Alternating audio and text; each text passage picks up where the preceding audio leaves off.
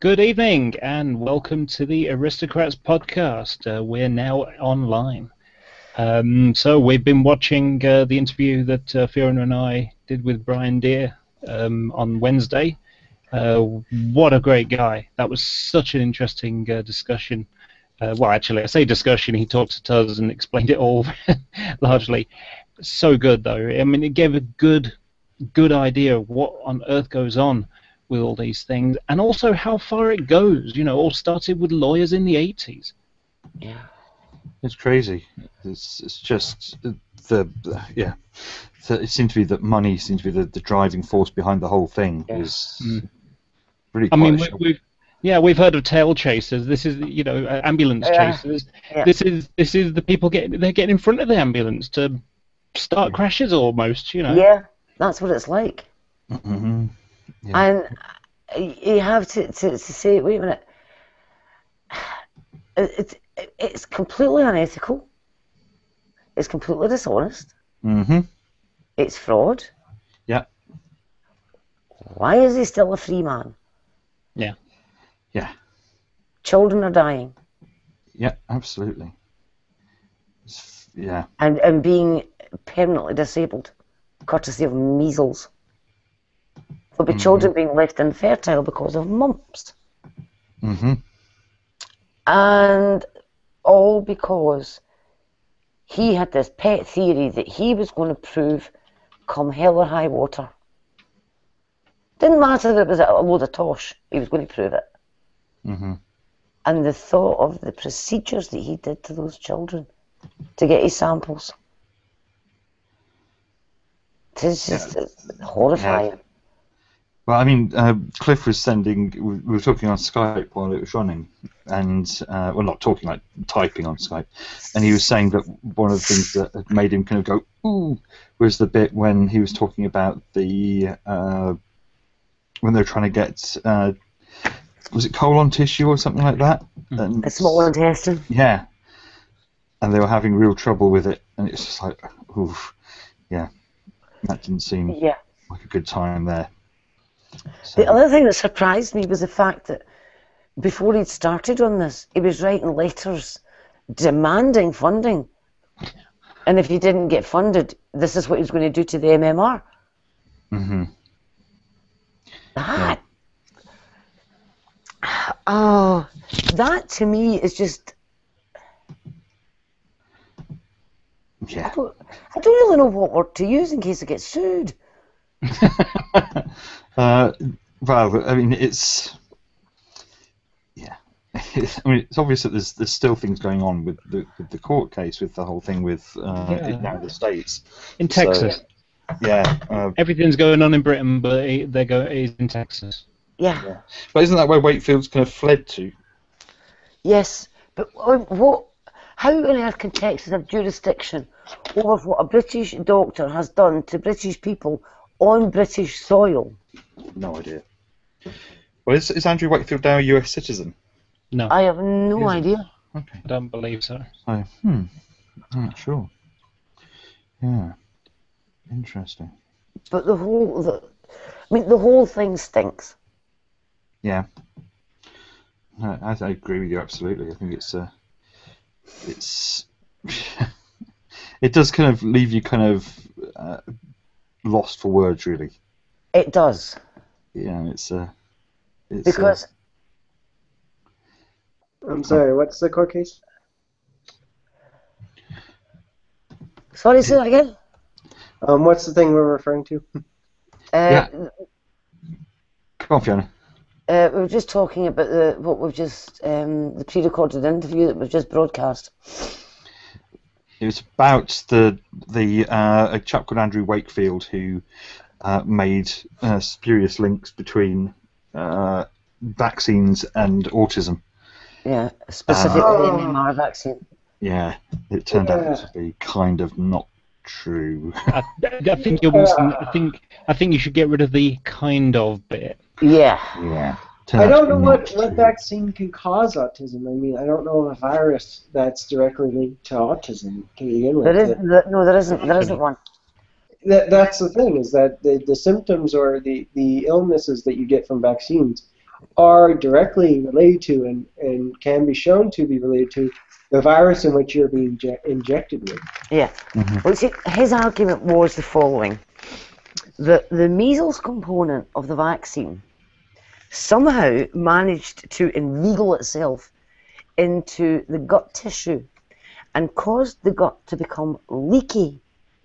And so various components of the diet ended up leaching into the bloodstream and affecting the brain. Mm-hmm. How do you spell Now, measles? well, you see, one of the reasons that was an attractive proposition was because autism tends to be diagnosed anywhere from 9 months onwards. And that's when children are beginning on solid food. Mm-hmm. How do you spell measles? MEASLES.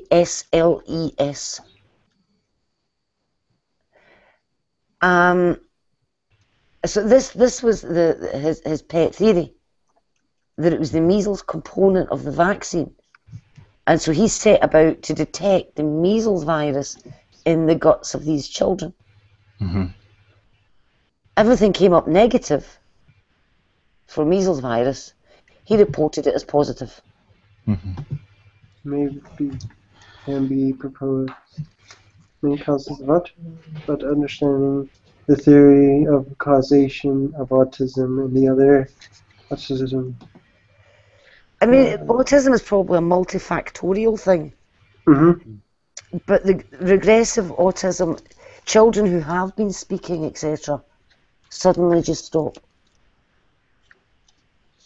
There's some sort of regression, but it seems that none of these children actually had that form of autism anyway. Yeah. So they didn't have the measles virus present. They didn't have the disease present that he said that the measles that wasn't there caused. In other words, the whole thing was a fabrication from start to finish. And besides, I mean, the viruses themselves, you're dealing with parts of viruses. You're not dealing with the virus as a whole. I mean, it depends on how you're injected, but... Well, some of them are attenuated, so it's like a weakened strain. Yeah, and if you're talking about, let's say, a nasal injection, that is a dead virus. So it's dead in the sense that it cannot infect you with itself. It's still technically, quote unquote, alive, but it cannot multiply. Well, some of them, it can depend. For example, one of the live polio vaccines, polio was given orally, and it's transmitted normally by the fecal-oral route. So contaminated water can pass on polio. Now, what they discovered at the beginning of polio vaccines was that, I mean, there are certain children who cannot be vaccinated. They have depressed immune systems, etc. And the thing that worries me about that, of course, is that all these children that aren't vaccinated, they come in contact with one of those children. Yes, oh yeah. But the vaccine strain of the polio, which was being excreted as normal polio would be, was being passed on to these children who could not be vaccinated because it had a problem with their immune system. And even though it was an attenuated strain, these children were then getting full-blown polio. So, you know, sometimes the way a vaccine behaves is very dependent on the individual patient. But in the case of the MMR, what's happened here is he's manufactured a syndrome that doesn't exist. He's then looked for the virus that he says is causing the syndrome that doesn't exist. He has not found the virus that he says causes the syndrome that doesn't exist. And then he's reported it as, here is a new syndrome caused by measles virus, and we detected measles virus. In other words, it's a blatant lie. His own results were negative, and he reported them as positive. Yeah. Could I ask, is this somebody who's also had their own version of the holder, the thing that holds the virus or vaccine in place, the majority of the liquid? But you know what I mean. The thing I'm trying to reference. It's not the vaccine, No. the virus itself, but it's the part that holds the virus in place. No. He was saying it was the virus. No. What I'm asking is, Well, he- does this guy have his own version of the stuff that would innate the virus? So What he had done 6 months before he published his data was to file a patent for a single measles vaccine. that's what I was asking for. That's actually what I was asking. Single measles And the vaccine. reason, sorry. So he filed that patent 6 months before he rubbished the MMR. Yeah, and the reason I asked is because another person who had done this is he actually developed his own holder agent. So the agent that makes the virus innate.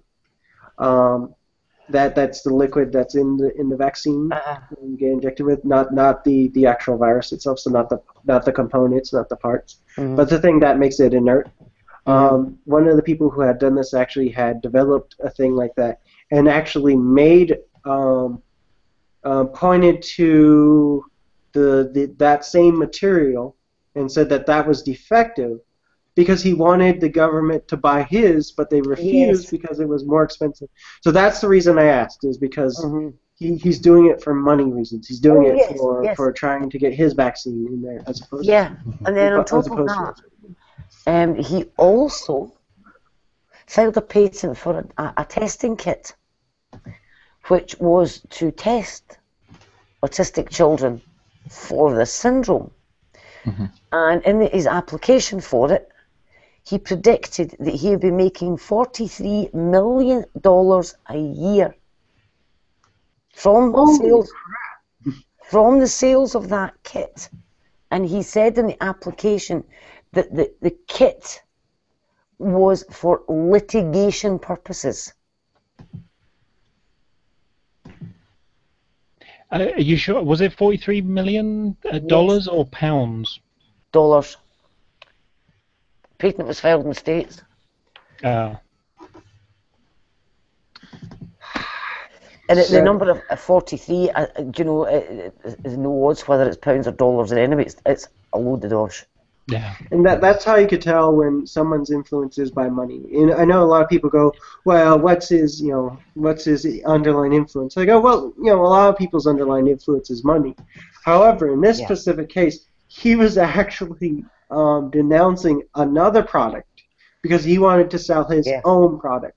Yes, but in the process of denouncing that product, he subjected children to colonoscopies, to lumbar punctures, and as we heard in the interview, there was one child ended up very ill because he had holes poked all over his gut. There was another one who had to be rushed to another hospital after a lumbar puncture went wrong. These were unnecessary procedures that are not routine. They carry risks.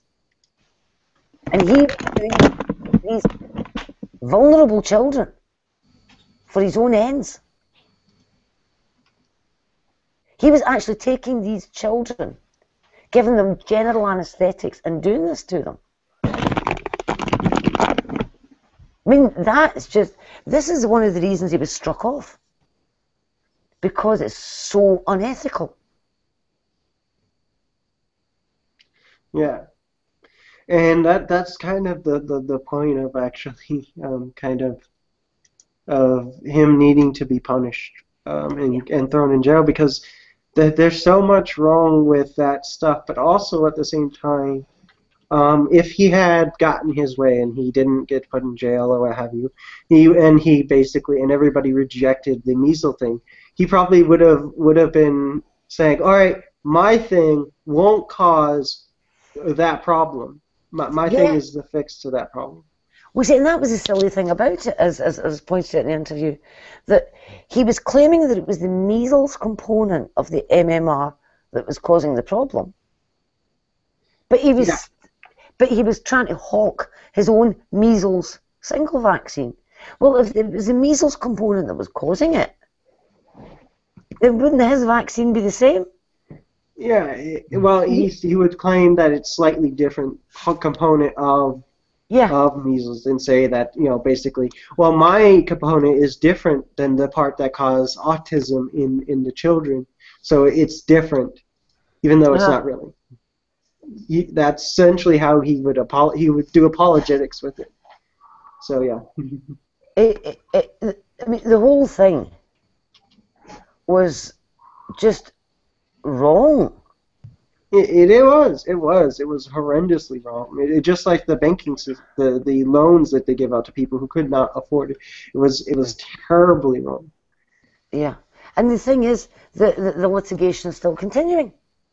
Yeah. Because he's now trying to sue that journalist in Texas, of all places. On a lighter note, though, how do you like me being an Easter Island head? Very nice. I try. But yeah, baffled me when you came in. I'm also going to say, Alex, you were epic.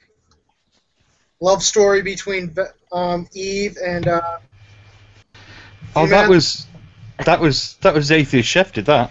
I know, but you did a great commentary on it. Like, I don't remember, did I? Yeah. You put a comment on it that was pretty epic.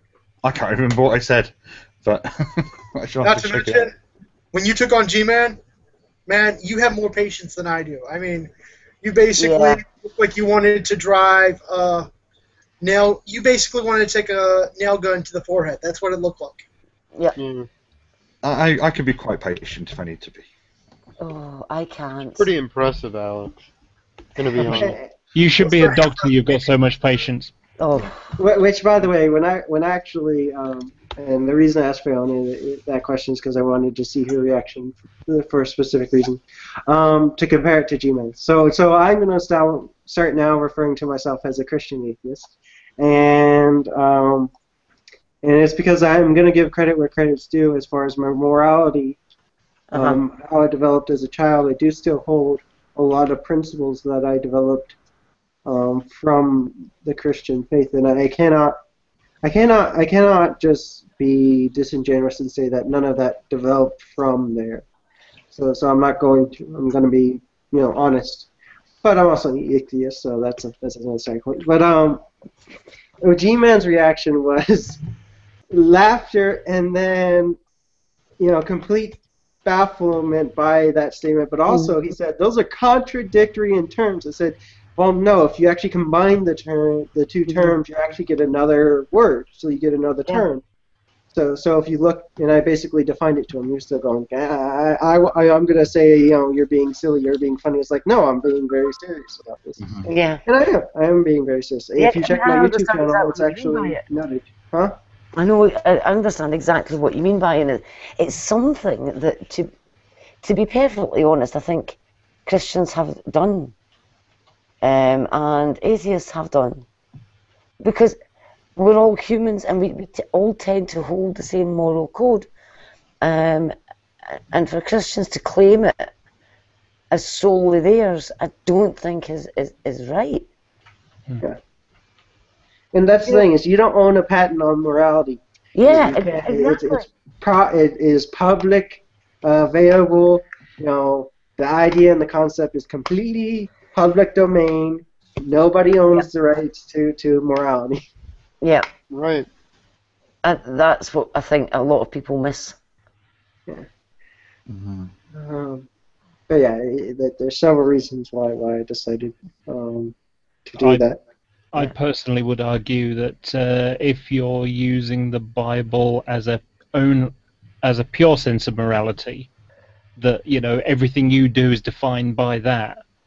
That you think slavery is all right because it says so in the Bible. You think killing is all right because it says so in the Bible. Etc., etc. Whatever version you want to put.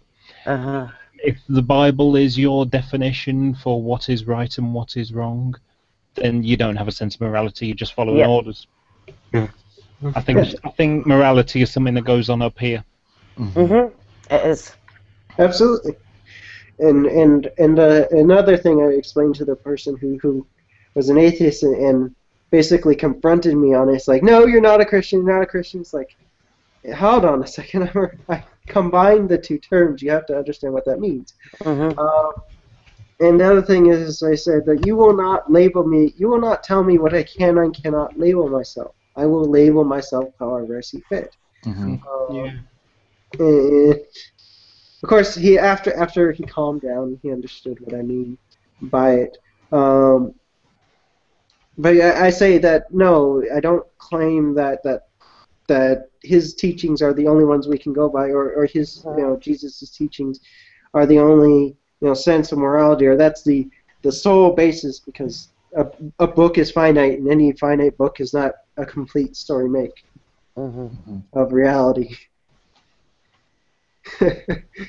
So especially when you're talking about people and how they interact with each other. I mean, even a basic, even with any book that's actually trying to get an understanding of the basics of people, which is like psychology or something, that's just going to give you a basic understanding. But once you start interacting with people, you'll find that you learn more about people themselves.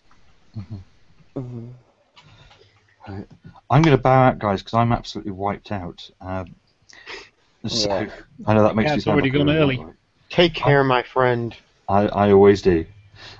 Yeah. I'll catch you Good later, night, guys. I'm rather tired. Yeah, it's 1 o'clock. Yeah, it's almost 2 here, so yeah, Yeah. it's crazy. Yeah. Catch you later, Good guys. night. Good night, Kat. Night. Good night, Alex, and say hello to Kat for it. So, already gone. Yeah, I don't know why I'm so tired. I am absolutely wiped as well.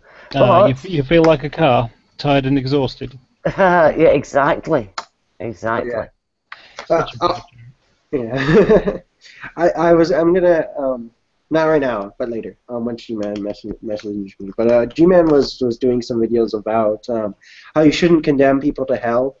And he was also doing stuff where he said, you shouldn't claim, even though he kind of contradicts himself a little bit, but you shouldn't claim that someone is no longer saved. The principle of once saved, always saved, that kind of thing. He goes against that because he says people can fall away from the sheep, but they can come back, fall away from the fold, but come back. And I'm basically going to explain to him that on the basis of what Jesus teaches, that methodology, not his, the others, methodology is wrong. And there's very biblical reasons why it's wrong, not going by what Paul says.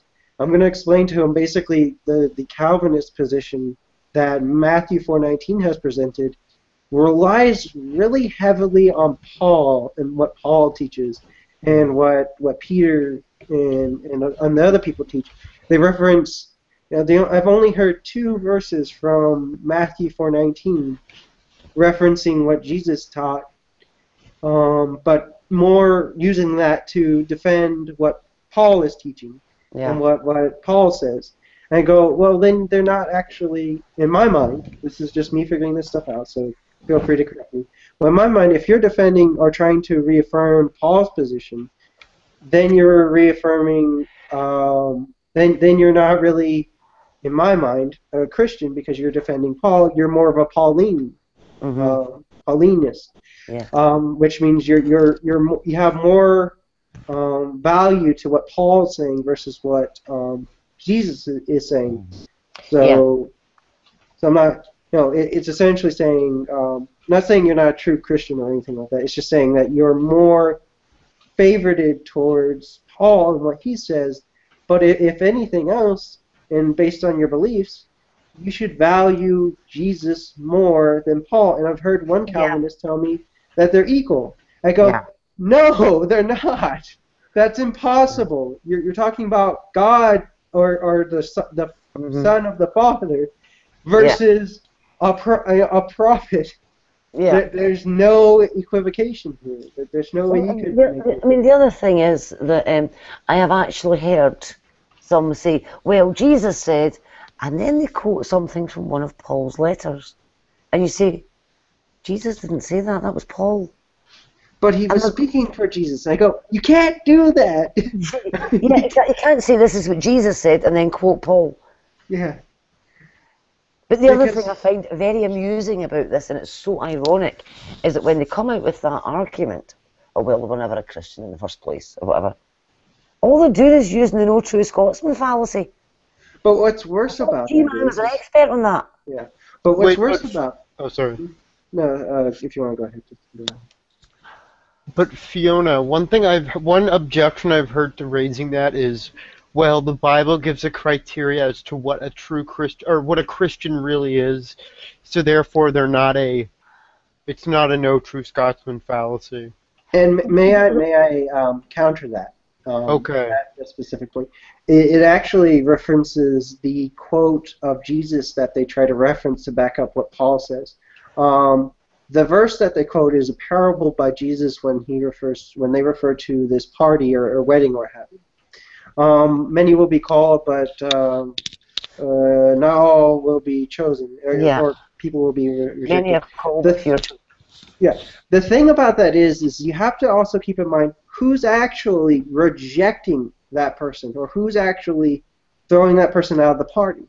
And the other thing is you have to also understand the attire of that person. That attire of that person is of someone who's dirty, who's uncleanness. That's someone who's a Christian, but they also live a life of sin, because sin is also referred to as being very dirty, dark, and that kind of stuff.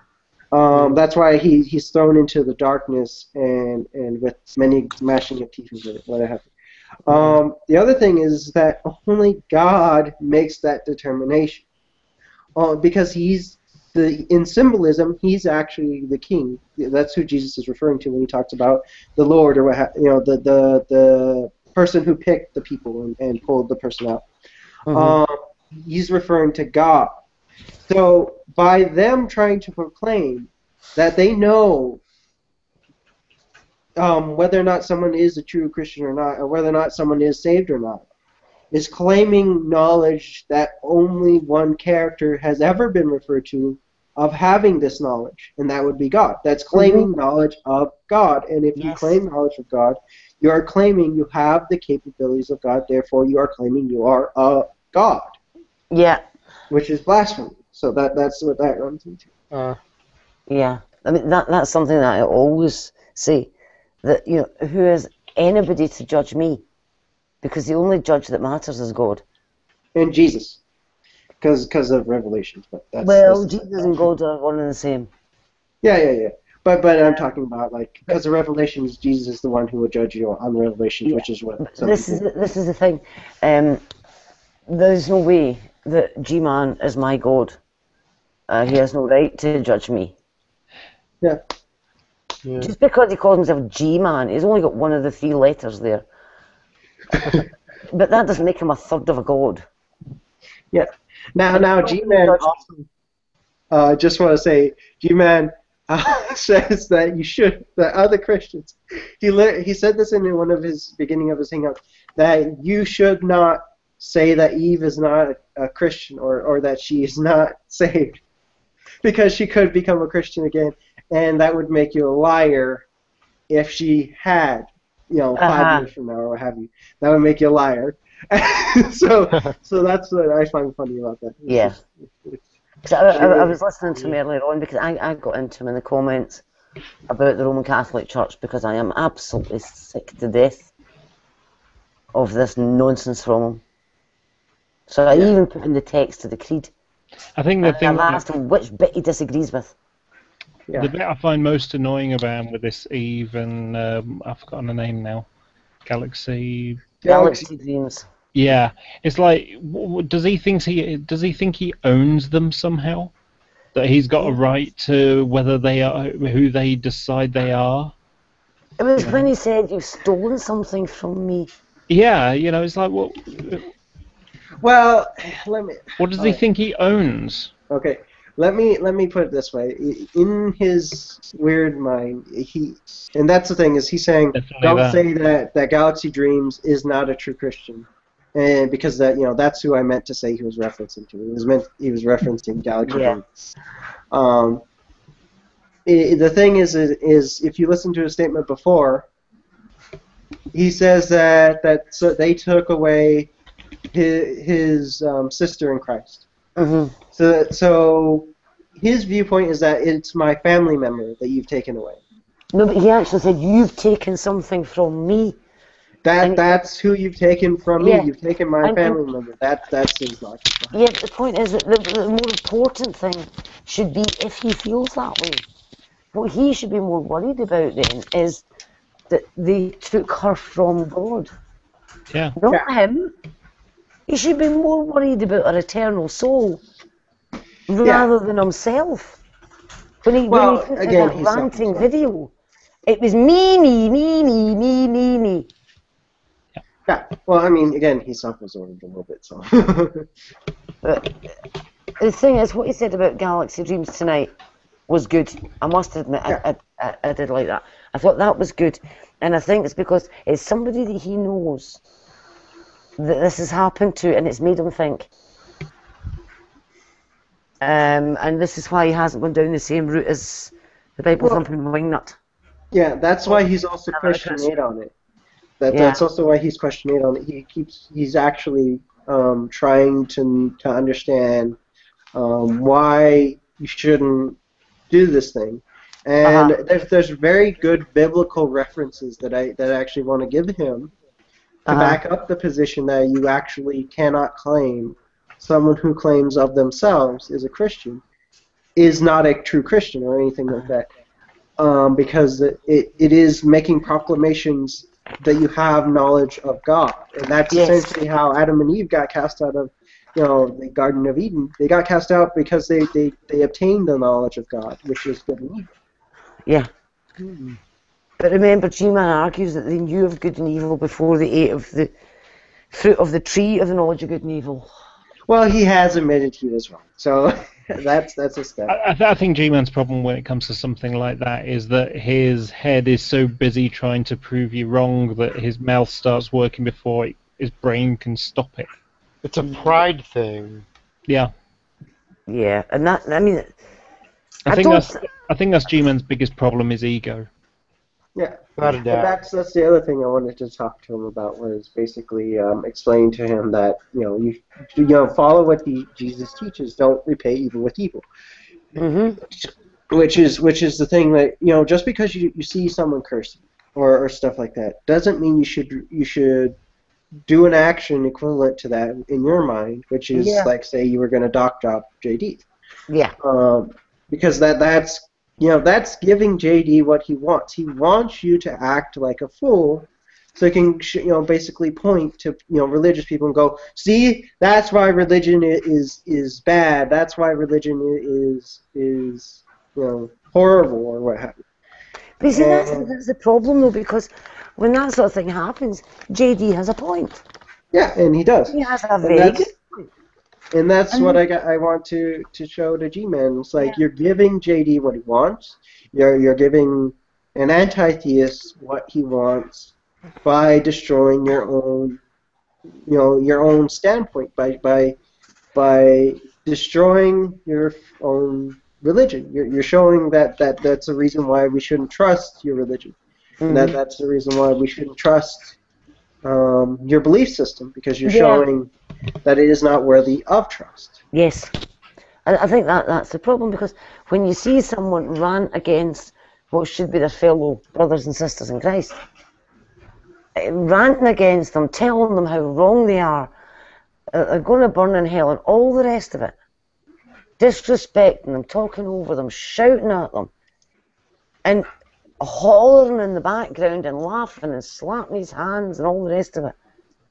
And you think, you're having a laugh here, mate.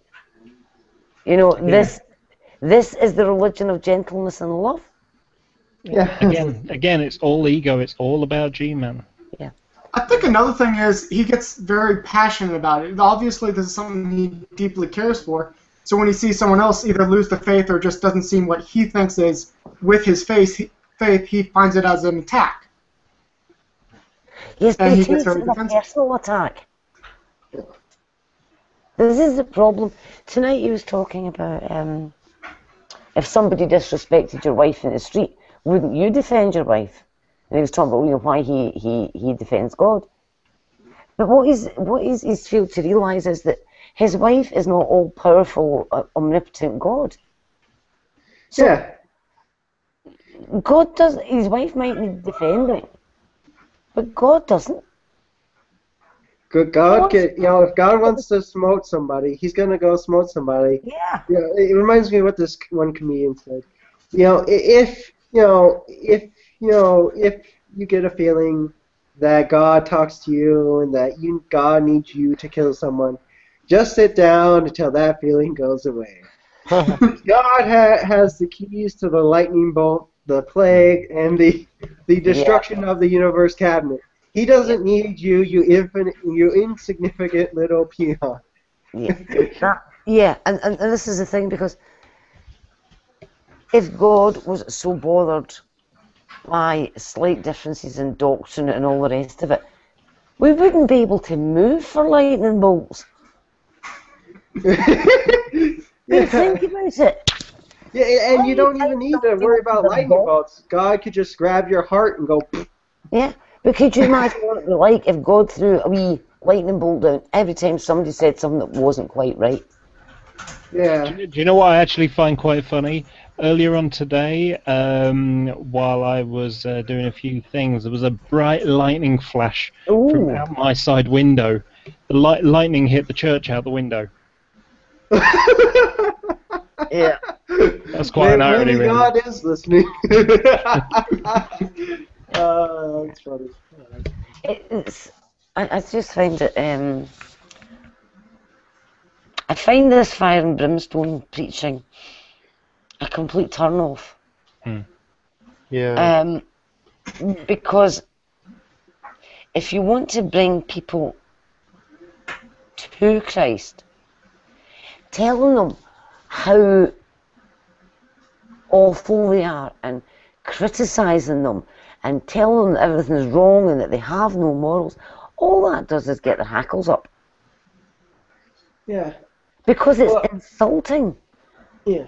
Well, the two things is that you end up with a huge problem of doctrine. And when you do that, because people can quote can quote the Bible just as easily as they can. Yeah. And more sufficiently so. I mean, I actually remember Mark, Matthew, and Luke quite easily. I'm waiting on John just a little bit because I want to keep in my memory Luke and Matthew and Mark for the time being. John is a more interesting one. That's kind of why I want to keep that on a side note till later. Yeah. But I think the other problem is that G-Man still has not mastered the art of conversation. That is kind of the problem. And because he doesn't listen. Yeah. He just doesn't listen. He will not let people finish their point. He just gabbles over them. And again, ego. Unfortunately, I feel. Sorry, go ahead. I was just saying again, ego. Yeah. Big ego trip. And if you watch him in the background when someone else is talking, he's not paying attention. He's all over the place. Yeah. And he's also just waiting for his next chat. I mean, he will talk over the top of somebody on a subject that's never even been brought up. And not actually address what the current conversation's about. He just derails it. Because he's not listening. He's only thinking about what he wants to say. If he could just start listening. I mean, tonight with Nate, he was brilliant. That was so much better. Yeah. Maybe. Oh, yeah. I remember shouting something at him once. I said, G-Man, there's a reason why you've got 2 ears and only 1 mouth. Yeah. Never mind. And it was my way of saying, try doing a bit of listening, not Yeah. just talking. Well, I'm wondering if he's going to take all this on board now, because it would be... See, he's not a bad guy. He's not a bad guy. He's not in the same realms as certain other people. Yeah. He's not malicious. I'm sure he had the best intentions. Yeah. Yeah. Yeah. But But just there are, as like execution. yeah, there are others. Just like execution. I mean, there are others out there that No. are really nasty. I mean, they have no morals whatsoever. They will do whatever suits them. And that's because of the teachings you end up with. That's why it's a bit of a problem when you end up with teachings that Calvinism teaches. That you can behave however you want, and whatever you're doing is what God wants you to do. Mm-hmm. Exactly. That's essentially the problem with that. And that's the thing they forget is like God could be putting you into the situation if the God you believe in. Now this is all we're agreeing on the precepts, so that's it. The God that you're teaching could be putting you in the situation that you're in because He wants you to learn to not be that way. He could be allowing you to be as big of a dick as you want because He wants you to learn that this is not how you reach people. This is not how you communicate with people. Just like the situation in which G-Man mentioned, how there could be you have no groceries, but you see a door open with groceries on the table. That's teaching you that your own morals are that you will not steal. God may already know it, but He's showing it to you. Yes, it's a bit like G-Man in the safe. Yeah. Yeah, but the greatest teacher in the world means nothing if the student is not willing to listen and learn. Exactly. Yeah, call me later tonight. But no, I've got hopes that maybe he's going to turn around in the next few weeks because he seems to be asking the right questions. And the thing is, I'll provide biblical references to the positive beliefs, and say that what you can say to the other people is that Paul does not and cannot trump Jesus. And the other thing is that it cannot equate Paul to Jesus because that is the Holy One. Otherwise, you're saying that Paul is equal to the Holy Spirit and the Father and the Son. And there's only a Trinity, not I'm not sure what a quantity is. Quadrology. Quadrology. Yeah. But there is no quadrology. Yeah. Quadrology. The other problem I have is that going back to the vaccines business. Vaccines are bad. It's this dogmatic adherence to the truth that they want to hold. It's their truth. No, because no one else can actually acquire it.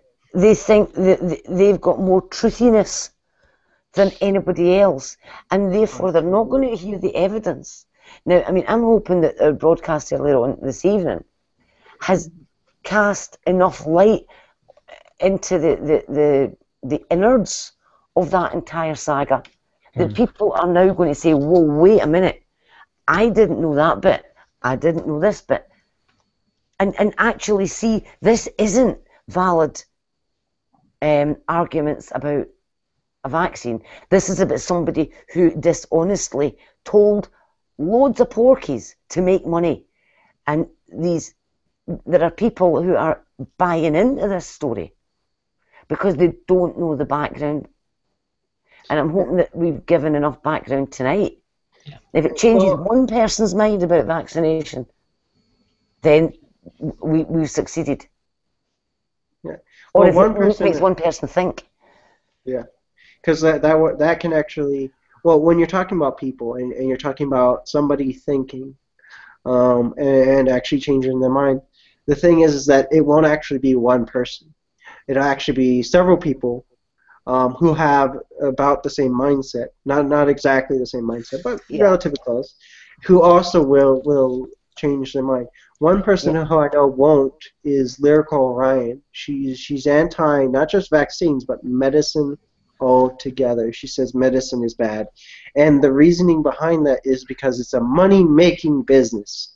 Right. And I go, every business is a money-making business, but it does not equate that just because they make money off it or make something from it, that they are doing something bad. The people who are doing something bad, Food who is want to make bad. money. Shoes are bad. Food is bad. Oh, Yeah. it's ridiculous. But the person who is trying to make money and is doing something bad at the same time is the person who is anti-vax, who is trying to sell their own version of a vaccine or the fluid within. Mm-hmm. Oh, yeah. And I want lying all about these anti-vaxxers.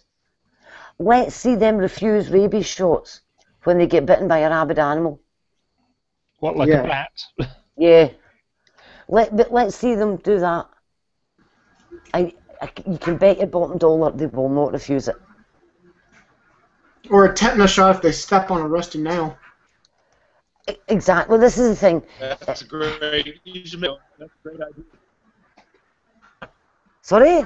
Right. You should make a video about that, Fiona. That's a great idea, is what he said. We've just done a video on vaccine.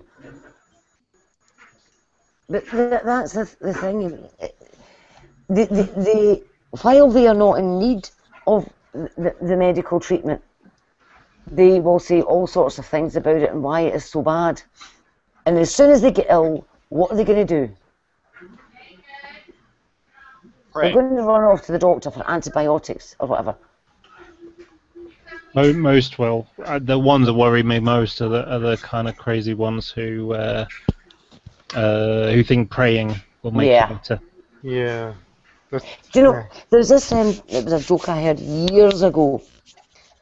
There's a wee man, a Christian, on a boat, and his boat starts taking in water.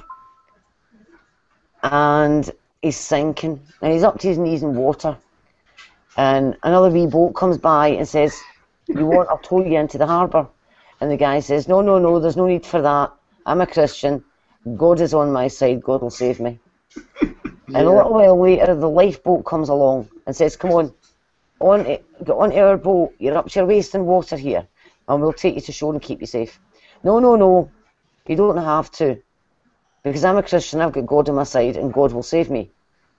And a wee while later, he's up to his neck in water, and the helicopter comes over.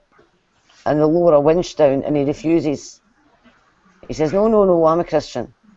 God's on my side, and God will save me. Well, he drowns. And he goes up to heaven. And he marches up to God, and he says, "Listen, I was a Christian all my life. I was faithful to you. I tried to follow all your instructions. And where were you when I needed you, when I drowned at sea?" And God says, "Look, I sent you a wee boat, a lifeboat, and a helicopter. What more do you want?" I remember this story. Yeah, that, to me, says all about medicine. And because Luke was a physician. So there's nothing inherently wrong with medicine. And if God gave us the brain to understand this, to find things out, to find treatments and to find cures, and then we say, no, we won't bother, God will save me. Yeah, but giving you the brain to find the cures in the first place. Yeah. That's what really does my head in. Because it is denying the gifts that we've already got. God gives us He gives us these gifts of the intellect and mind and the ability to think logically, like all of that. And what do? We chuck it out and say, "Nah, we don't need that. God will do our thinking for us." I mean, that's just ungrateful. Sorry, I'm ranting here. Sorry. No, It's a good rant. Let it out. Preach, sister.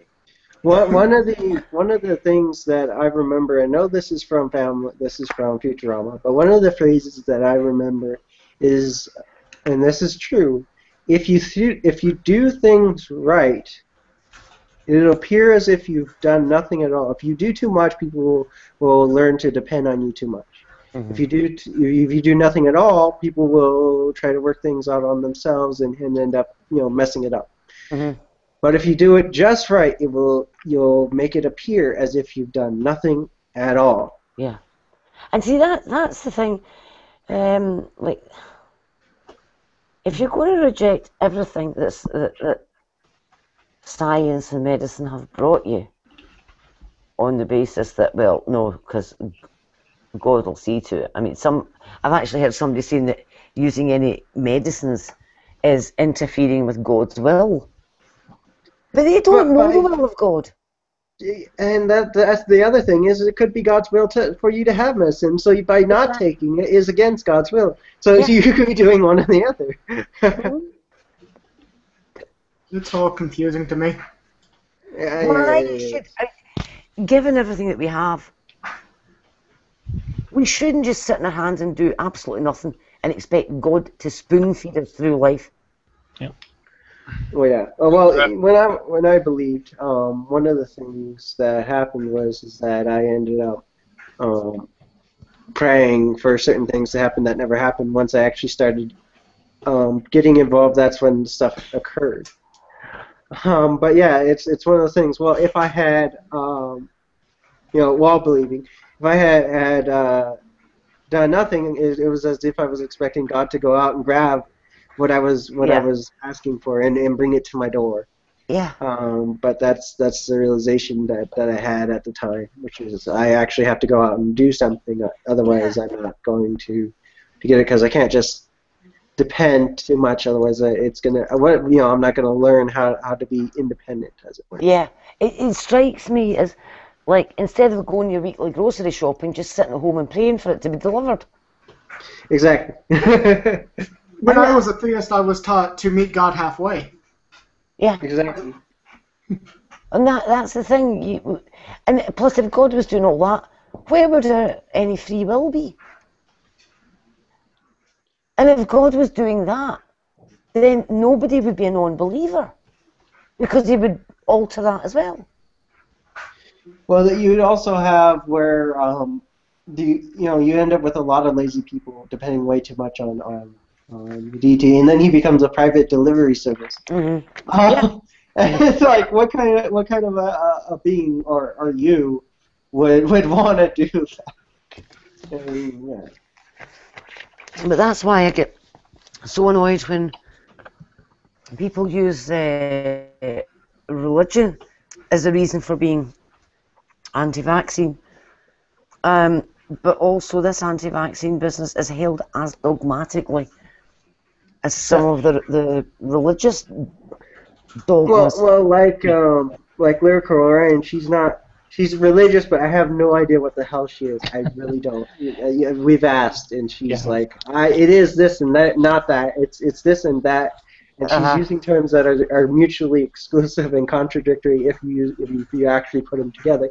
So we have no idea what the hell she believes. But no, I gave up trying to work it out a while ago. Yeah, but she still is anti-vaxxer, and she's very dogmatic about it, and she will say things like, I have done my research, but when asked, can you point us to at least something so that way we know where to begin, she won't do it. She won't give you even a starting point. And that's what I was asking her, just give me a starting point so I can know where to start from. And I can do that myself. If I wanted anybody to learn about evolution, I can go, well, here's a good thing. Here you go. So here's a starting point of what happened. Yeah. Do you know a good starting point for anything that you're looking for is Wiki. Yeah. Yep. Notice That's I said right. a good starting point. Because you get the Wiki article is short enough that it gives you the overall view but without too many details, so you get the shape of the subject in your head. And once you've got that shape, you can then dig into it deeper because you know where to put the bits of information in that shape. And they also give you sources and references. Exactly. And a lot of people will laugh at Wiki, but I've noticed that the people that laugh at Wiki are the ones that haven't... know the least. Yeah, basically, yeah. That's I was trying to be polite about it. But they will diss Wiki. Those that claim others are fools are damned to themselves be fools. Yeah. I must admit, I am very guilty of occasionally losing the rag and just thinking that somebody is a damn fool. Especially when they start spouting on a subject they know nothing about. Well, the thing is that when you proclaim someone's a fool, but you can back it up as in explain it, you're not actually proclaiming they're a fool. You're actually proclaiming their actions, and you're proclaiming what they've done to demonstrate a specific behavior. But if you proclaim fool without actually stating why, like they say, oh, you believe Wiki. It's like you haven't explained why you distrust Wiki. Yeah. You've just I can explain why I trust Wiki as a basic source, but I don't go by it full heart everything I got from Wiki is 100% true. And the other thing with Wiki is if you go to the talk part of it, where people are actually discussing the edits and what should be included and all the rest of it, you get some fantastic information there as well. And you can see how much thought has gone in to including maybe just a single sentence. Yeah, and the thing is that they do. I mean, in the beginning, yes, they had their problems, but as time went on, they actually have a very, very strict policies now on what can and cannot go in there because they learned that now people are depending upon the information for it to be reliable. So you do have to cite sources. You do have to back up what you're stating or trying to put in there. Now, anyone can edit it. Right. Does not mean that they will allow any edit to be remaining in it because you can see them admin that all the time. No, some of their bots will actually remove stuff straight away. I mean, for example, there was somebody who shared a name with an actor from the 50s who got, I think he'd ended up blacklisted by the McCarthyism stuff. And this person who shared the name of the actor went into the Wikipedia article about the actor and changed the entire entry to be about themselves. What an asshole. Totally changed it. So changed date of birth, where they were from, what their interests were, all the rest of it. They actually went in just because they shared the same name. And the bots, the actual wiki bots, picked that up and restored the original article. Yeah. Only an arsehole would do that. Yeah. Yep. I mean, if you think you're that famous, make your own bloody entry. You don't hijack someone else's. But there were problems with Wiki because of idiots like that. But I think now that the bots find that sort of thing, when like huge, massive changes get made to an article, it can't happen. Yeah. Well, the other thing is that now that they've been more well established, they do have a substantial source of income. If you notice, they never ask anybody for any money. Yeah. They never ask anybody to donate anything like that. That's not quite true. They have done that, but not overly. Yeah. They suggest it, but they don't demand it. Admitted to going into Wiki and changing quite a few articles about evolution and intelligent design. And they were slipping in references to intelligent design into this stuff on evolution, yeah. And they admitted to doing it. Yeah. Oh, the wiki people? No, the person who did this. Oh, okay. He was boasting about it online. Haha, guess what I did?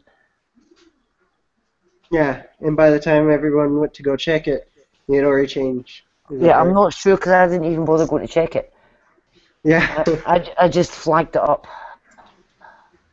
I've only ever edited one page, and it was a railway one, and it was just additional data from who I had a primary source. Yeah. So it wasn't changing anything; it was adding something. Yeah. I think I added a Transformers article. That was it. No, it wasn't. It was a railway thing. No, I said that's what I did. Oh. Actually, now because of that, they actually have it listed as semi-protected. This article is semi-protected, which means that it did actually may go through a review process before anyone makes actual edits to evolution. Did anybody follow the debacle on Conservapedia? Which one? Oh gosh, that It is. was Schlafly and Lenski.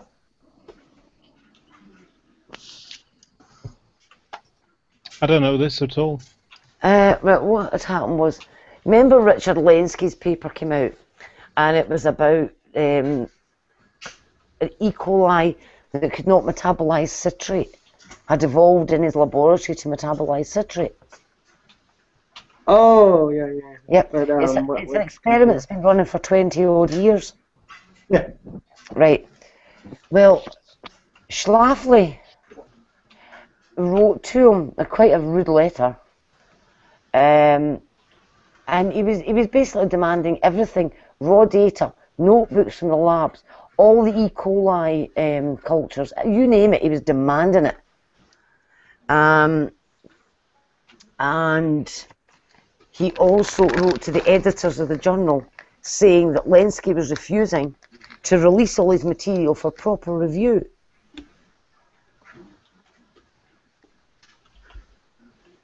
I mean, it was absolutely ridiculous. And as Lenski pointed out, to send bacterial cultures, he has to be certain that the place receiving them has the proper facilities. Mm. You can't just send them out. But this guy was demanding everything, right down to everybody's own wee handwritten notes from 20 years of experiments, and trying to say that there was something dodgy about Lenski, and to write to the journal saying it's one of the reasons Conservapedia was set up, was to try to minimise the educational effect of Wikipedia. Yeah. I thought it was just satire. Take a look at this link. But yeah, I don't think it's satire per se, because of what Fiona was saying. Let's have a look. Is the person you were mentioning the head of Conservapedia? Say that again? Is the person you were mentioning in the person you were saying that wanted the notes from that scientist, was that a person who's runs Conservapedia? Schlafly, yeah. Oh, okay. You see, that sort of thing, that's not satire. That is exactly what Conservapedia is like. Yeah, and that's the thing is that it falls under one of these principles. I can't remember the Poe's law, where you cannot tell whether or not somebody is satire or not because of how extreme their position is. Yeah. Yeah. Attack of God. Oh, sorry.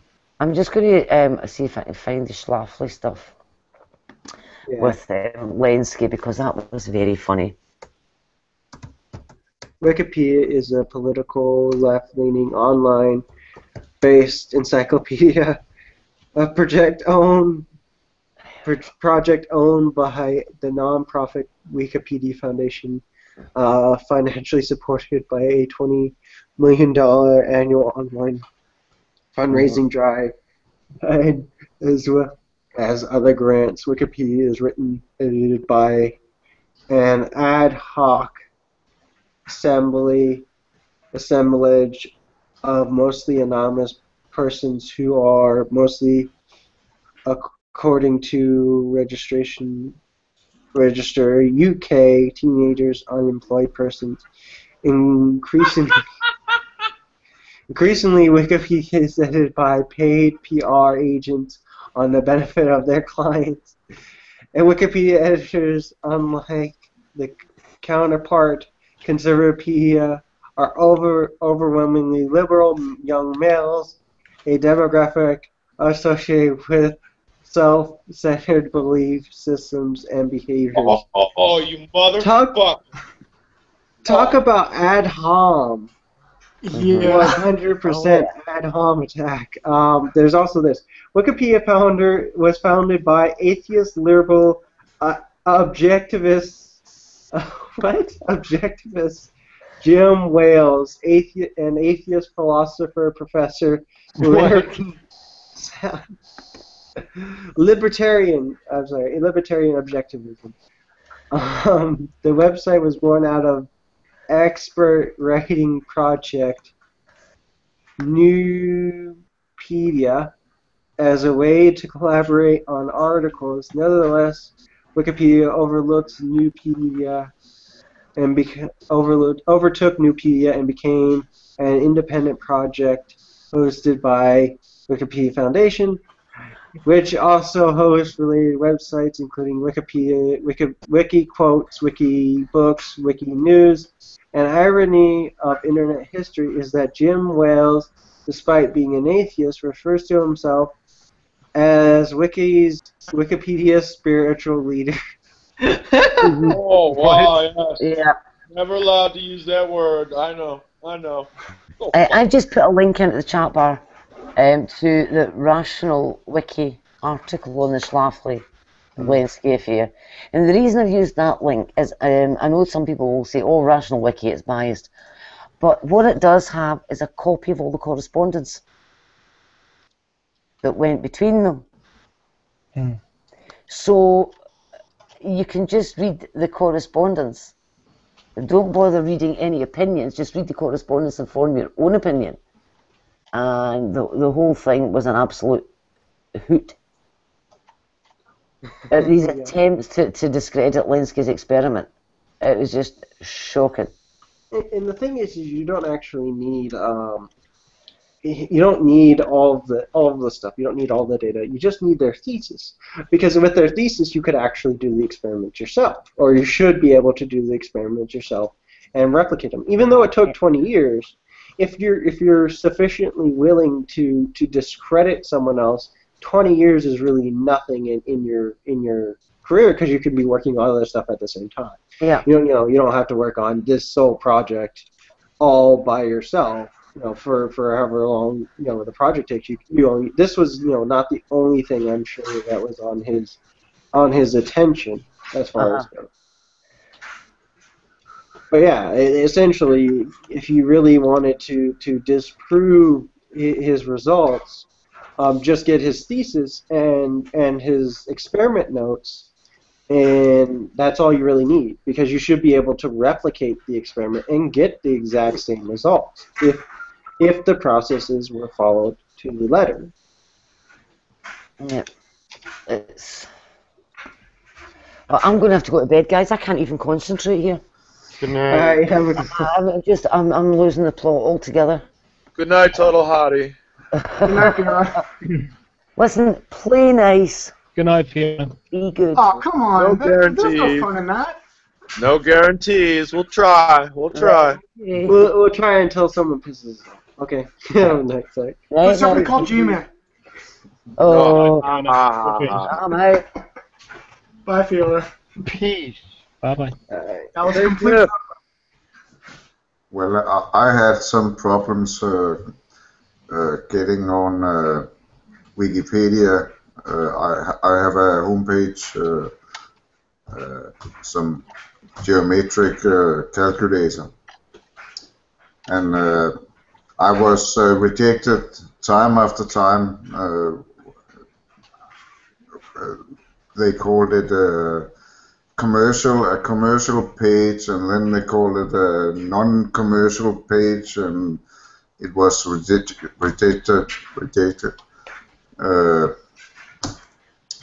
Then I simply gave up on Wikipedia, but I use it a lot. Yeah, it's got plenty of good uses. Yep. You can even download Wikipedia articles as books. Yep. Let's see. Had an evolutionary beneficial Jumper. in your. You ever heard, you know the show The Young Ones, right? Yeah. Oh well. I just uploaded a cover of one of the Young Ones songs, so please check that out when you get a chance. Okay. I've heard numerous one. Remember that the Young Ones is a Cliff Richard song, right? I don't know the history of Cliff Richard and how it's related to the Okay. show. What you've got is Cliff Richard did a song called The Young Ones. Okay. It's a nice, shiny, happy, guitar-y song, Right, Cliff Richard. And then for the BBC, when they made the program The Young Ones, they basically did a kind of punk rock kind of version, I suppose you could say, a cover of it for the show. Sure? Yeah. Huh.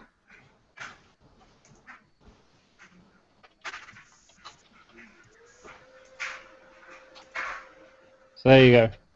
Bit of weird info for you.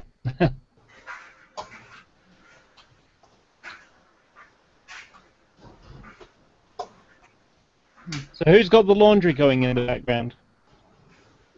Not me. I already did laundry.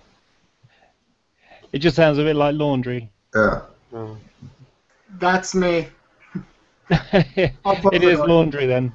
Yes, it is laundry.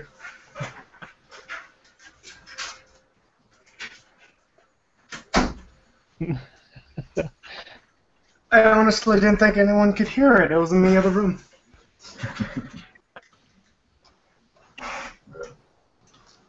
The third cycle. Yeah, Mike I really. Phillips. Hi, Mike. What's up, Mike?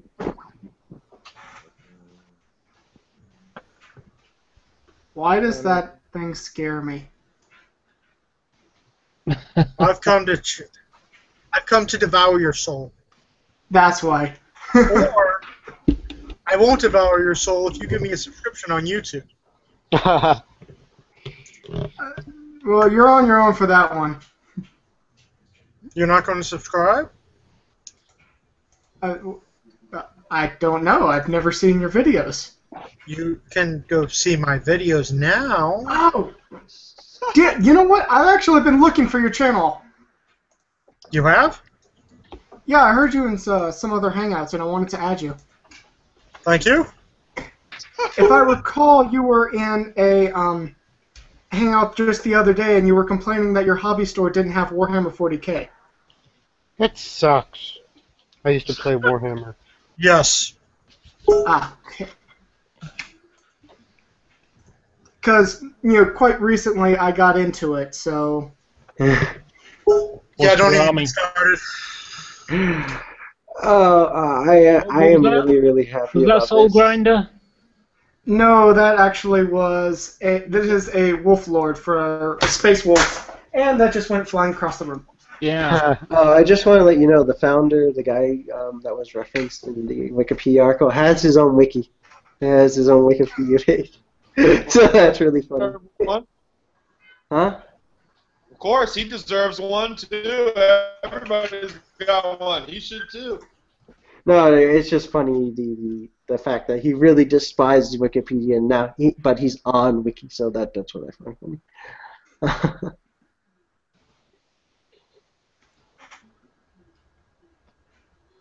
Really don't know how to respond to that. It's from an earlier conversation. No, I know, I was here. Oh, okay, yeah. Sorry. Yeah, it's quite alright. I'm reading stuff, so I couldn't tell who was talking. Excuse me. I wonder if I'll ever get to the point where I'll have a Wikipedia article that I didn't set up.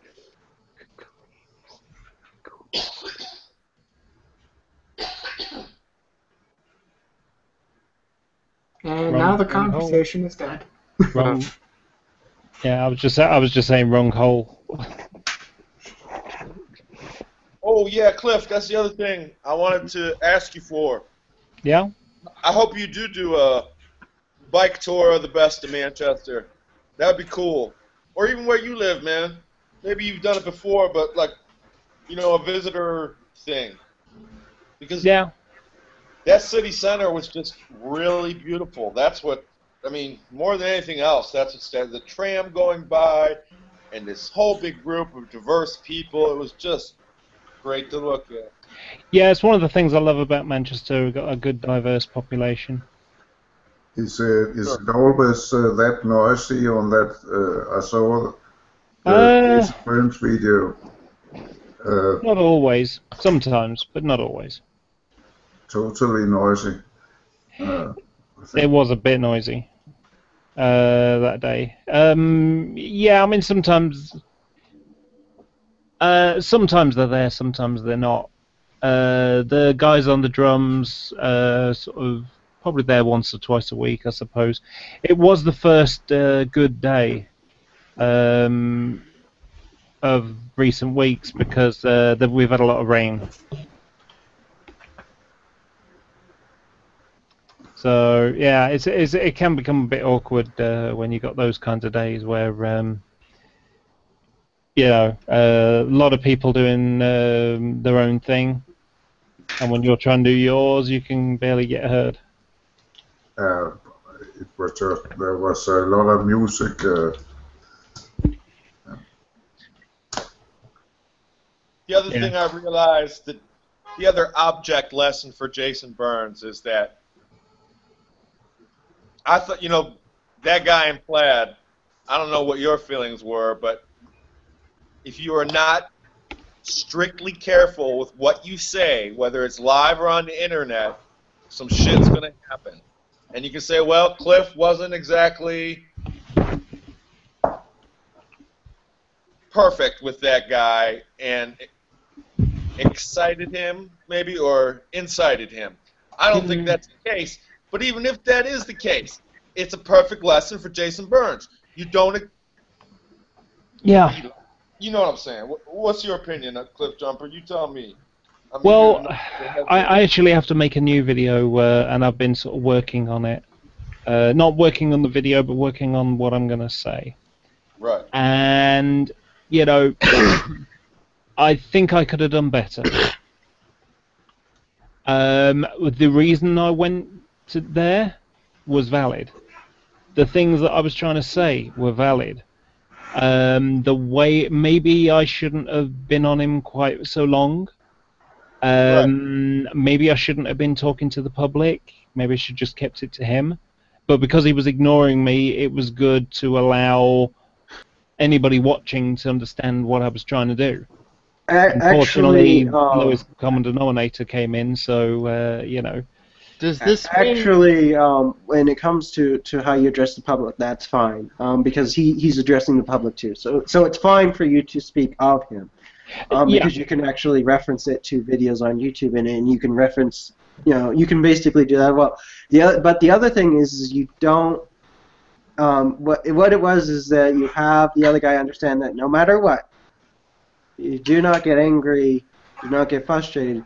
Just speak what you know about him, but do not get confrontational with him. That's the missing key factor. But it is fine to actually tell people who he's associating with or trying to associate with the things that he does. Just like when somebody scams somebody or they've ripped off money from someone, it's perfectly fine for you to proclaim that this guy has stolen money from you.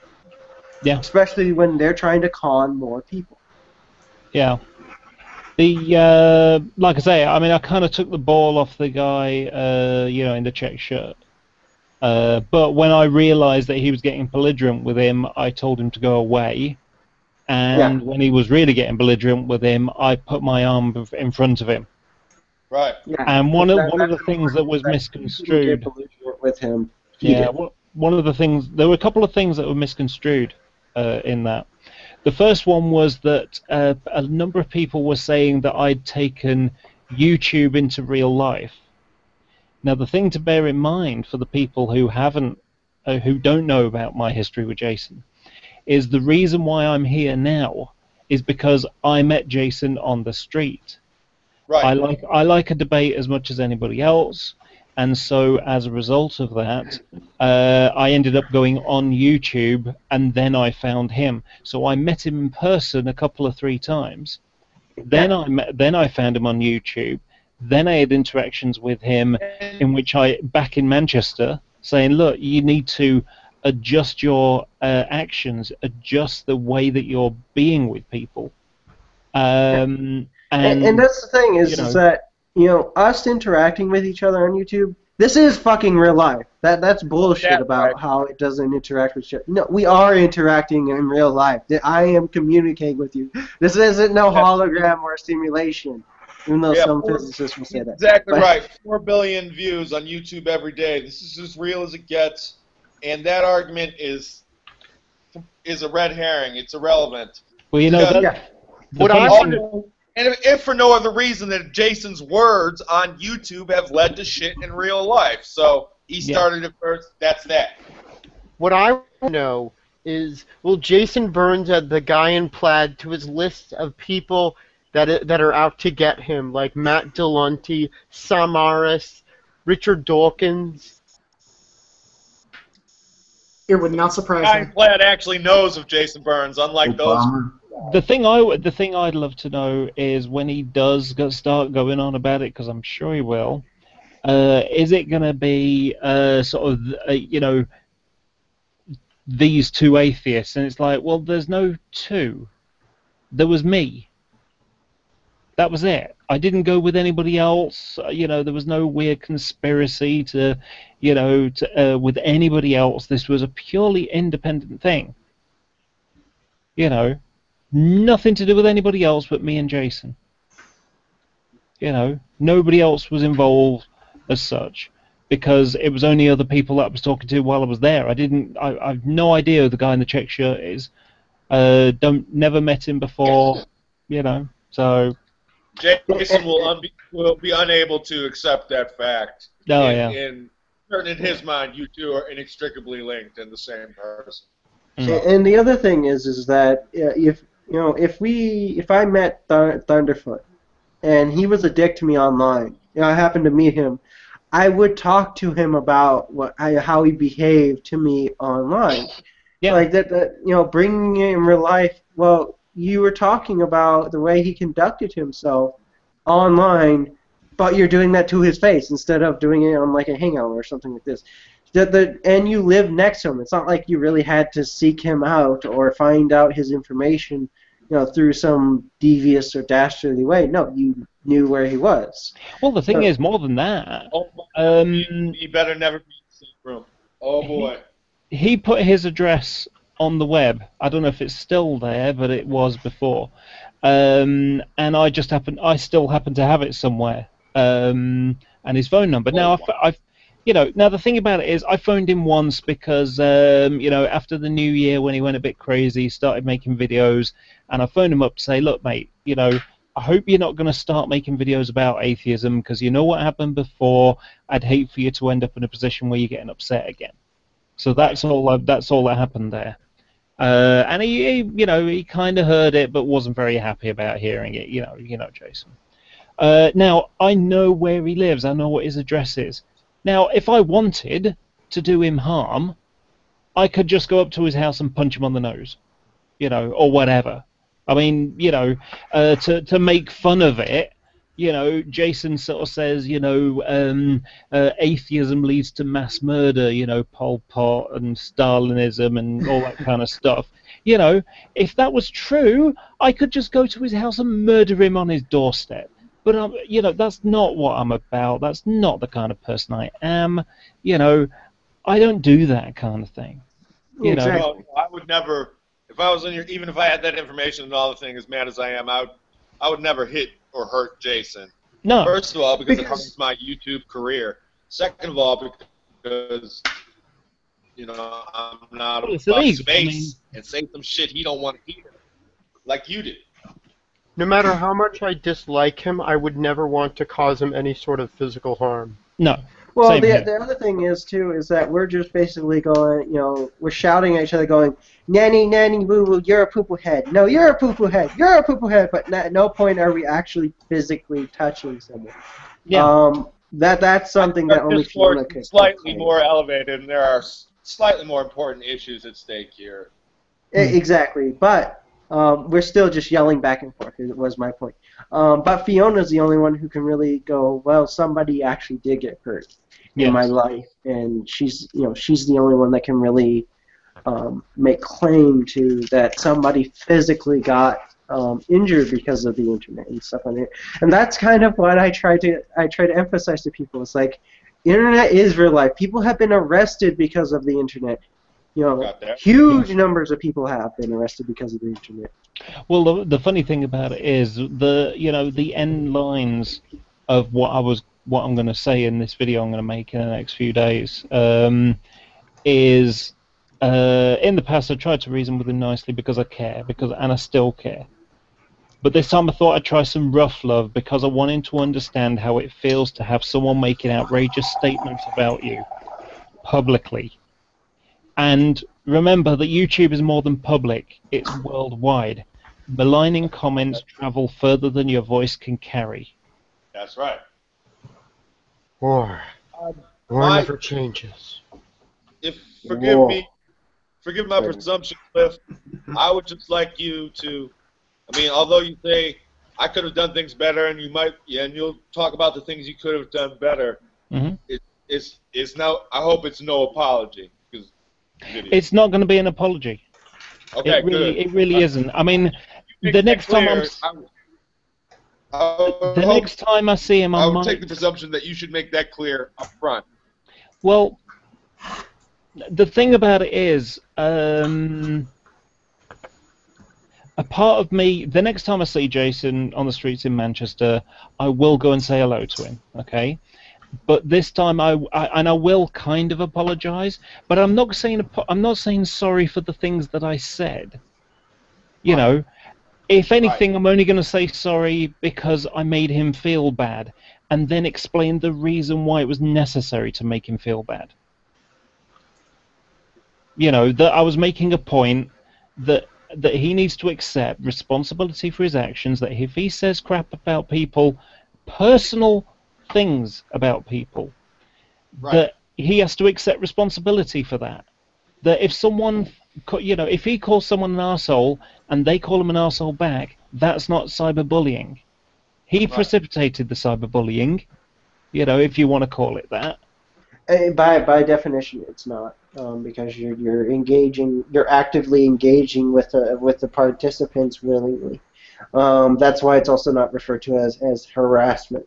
Because you are actively engaging with the people who are mocking you. So you're mocking them back. That's open conversation and open engagement.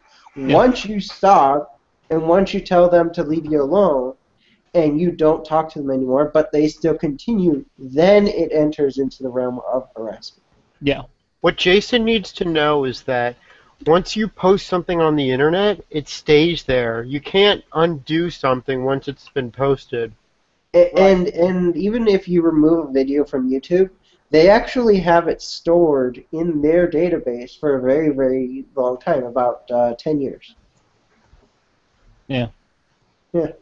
Most data houses are the same for legal reasons. And he thinks he's the only YouTube user that has an archive of his videos. There's actually an archive of Shock of God's videos. So whenever Jason likes to claim he's singled out, he's not telling the truth. No. I have an archive of Brett Keene's videos. Oh yeah, and I said to him, if Thunderfoot made a bunch of lies, there'd be an archive channel about him. If Alex Bott made a bunch of lies, there'd be an archive channel about him. This is what it comes down to. I just actually want to say to that boom la boom, I have a secret archive of your lies out there. If you ever say anything or do something that is exploitive towards me, Jason Burns, or Nephilim Free, I'm coming after you. Go ahead. Go ahead. I don't have anything I care to hide. What lies has he told, young man? You do realize that you're not Jason Burns, right? What? You do realise that you're not Jason Burns, yeah? What? Well, you just said, if anyone says anything about me, Jason Burns, or Nephilim Free, Well, which to be suggests fair, you're Jason Burns. I am a koala. That's all I'm going to say to that. I am a koala. Okay. And I am above your laws. I'm above your human laws because I am a koala. I think we all know that he was trolling at this point. Mm-hmm. I mean, I am saying this is the dog, so... Actually, no. I could be Jason Burns. Give me 1 second. I am now Jason Burns. I didn't think Jason Burns was that cute. Hold on. I can do a good Jason Burns. Give me a second here. Let me see. My head is as thick as Jason Burns. Okay, now you're equating him with the great president, though. Don't do that. And my hair is as curly now. That's better.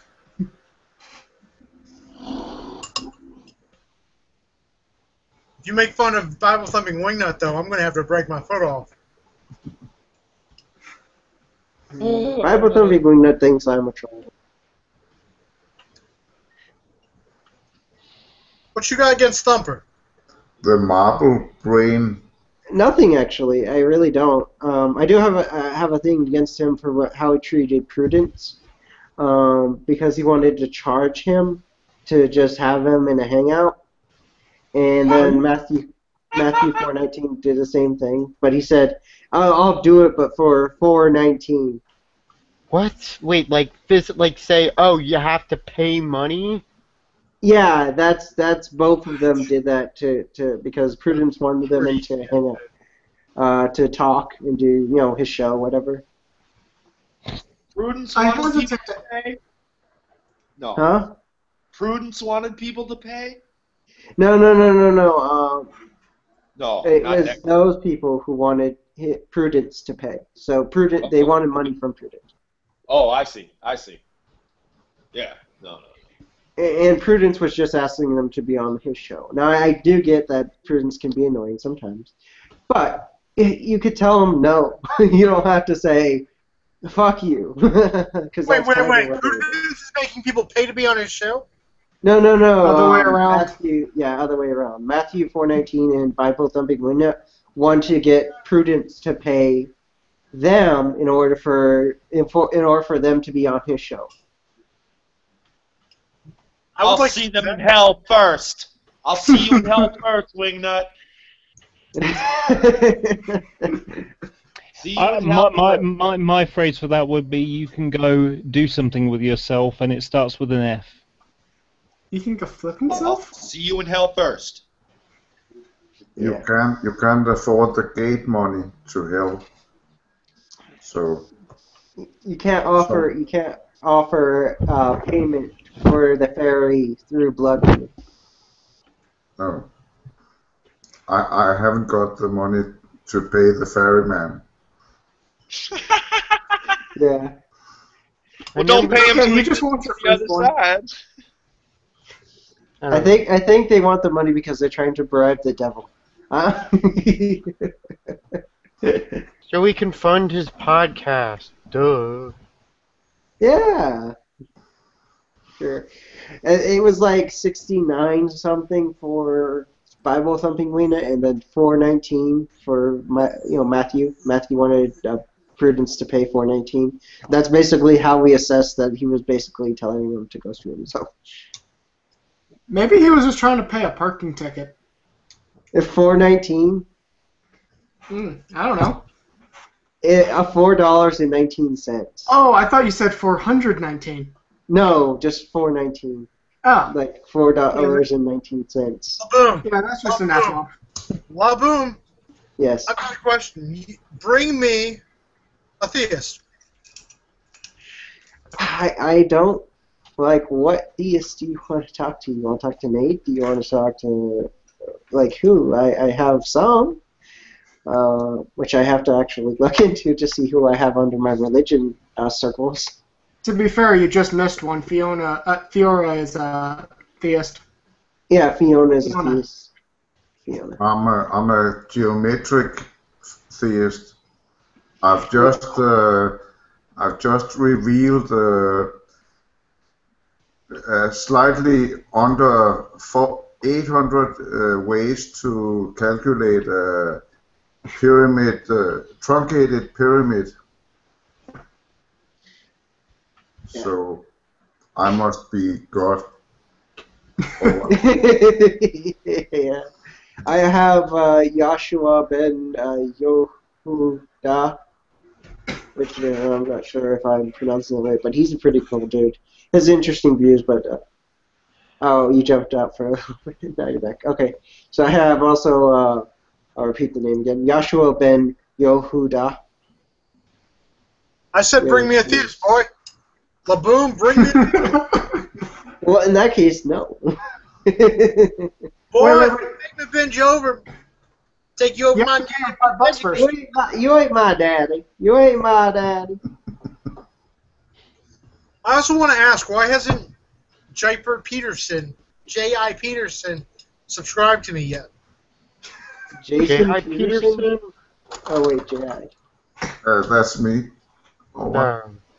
You have to pay Because him he doesn't $5. give a shit. Yeah, you have to pay him $5. Yeah. You can subscribe to me if you want. I really don't have, like, consistency when it comes to making videos. I just make whatever video I feel like. Yeah, I don't. I want to make more videos, but my To be webcam fair, is Laboom, crap. to be fair, you've already subscribed to me. You've been subscribed to me since, well, day 4. So, Who's this? you've been... Yes, he has. Cliff Jumper? I It's believe you are too. It's Michael Phelps. So. Are you Cliff Jumper? No, not Michael Phelps. To Boner Supreme. Yeah, Poner Supreme, but he's also what he was before was the neo-atheist before that. Exactly. So I know my shit. So Cliff Jumper. I mean, let me go check the subscription basis right now. I want to make sure you're there, and if you're not, we're going to have a nice little conversation. Let We're me guess, not. at the back of your hand? I'm not. Wait, I could have swore you were there. I was. But you left me? Well, we're not like married or anything, you know. But you left me. He has forsaken you. How about this? How about this, bud? I'll honor your wishes, and I'll just let you resubscribe to me. How's this sound? I'll take you back into my fold. Well, I didn't find it was Every doing time- much for me, so I can't remember. I think I may have dropped it. I may not. I can't remember. You did Hold drop on, it. hold on trimmed. one second. Hold on one second, everyone. Every time somebody says, I'll invite you back to my fold, or that somebody has left the fold, it reminds me of this song. Just give me 1 second. We're going to hate this, aren't we? Hold on, No, hold it's on. actually Let me pretty do awesome. this right now. Hold on a second. Let me do something. I got a song. Let's see. I gotta It's get not the as right awesome as this paperwork, one. though. Hold on. I got the song.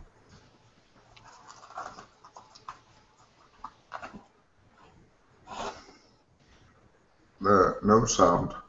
A sheep has left the fold, so trodden up to heaven above. The gates are knocking, sheep and wolf is closed. Holy jaws are dropping up in heaven's hold. Plant my hooves, my hooks, my books.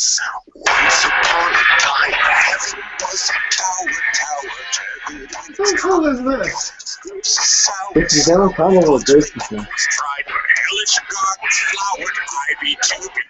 Hold on. Time for my song.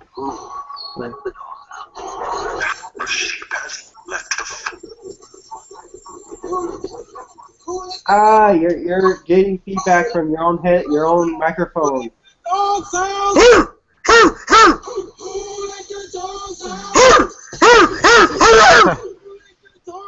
That's the thing, is that's microphone. Thanks, Mike. Your supreme poodleness is Very overwhelming. loud. Yeah, and the microphone was picking up your own speakers, so it was giving you feedback on your own speakers. That's kind of why I use my phone when I do stuff now, because it's easier. Plus, I don't have to be quiet when I run it. Yeah, thanks. Yes, Stop good that, dog. please. Thanks for what? Bad dog. Shame on you. What'd I do? Oh. What'd I do? In a minute, you're about to be taken out back and beaten with the belt. Exactly. But yeah, here's. You're going back to the pound. Oh man, no, I do community service there. Don't send them with me. I'm gonna play the song in the Google app because I like listening to it.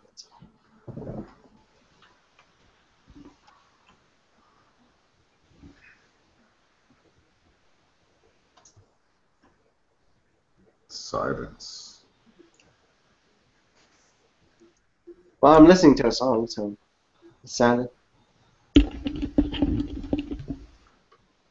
Nate, is that a killer robot you have as a... Yep. Okay. That's what I do. Is the A3 decoration, or does that actually come into play in combat? No, that's an award I got because I got okay. third place. Oh, what is it for? Oh, that's a robot. Killing. Murdering. Killer robot. BattleBot. Battlebot. So, like, Fine. what kind of sagas are you going for your guys? Wait, what? What sagas are you going for your Space Wolves? Give me a second. Let me figure. I had it written down. The devil is crying. Read my books.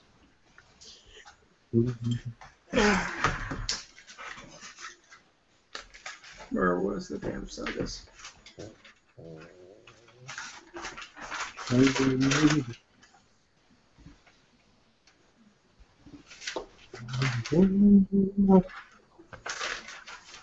Because I play 40k myself. I got 5 armies. I used to have Honestly, the this is stage my where- first army. I just got into it. Hmm.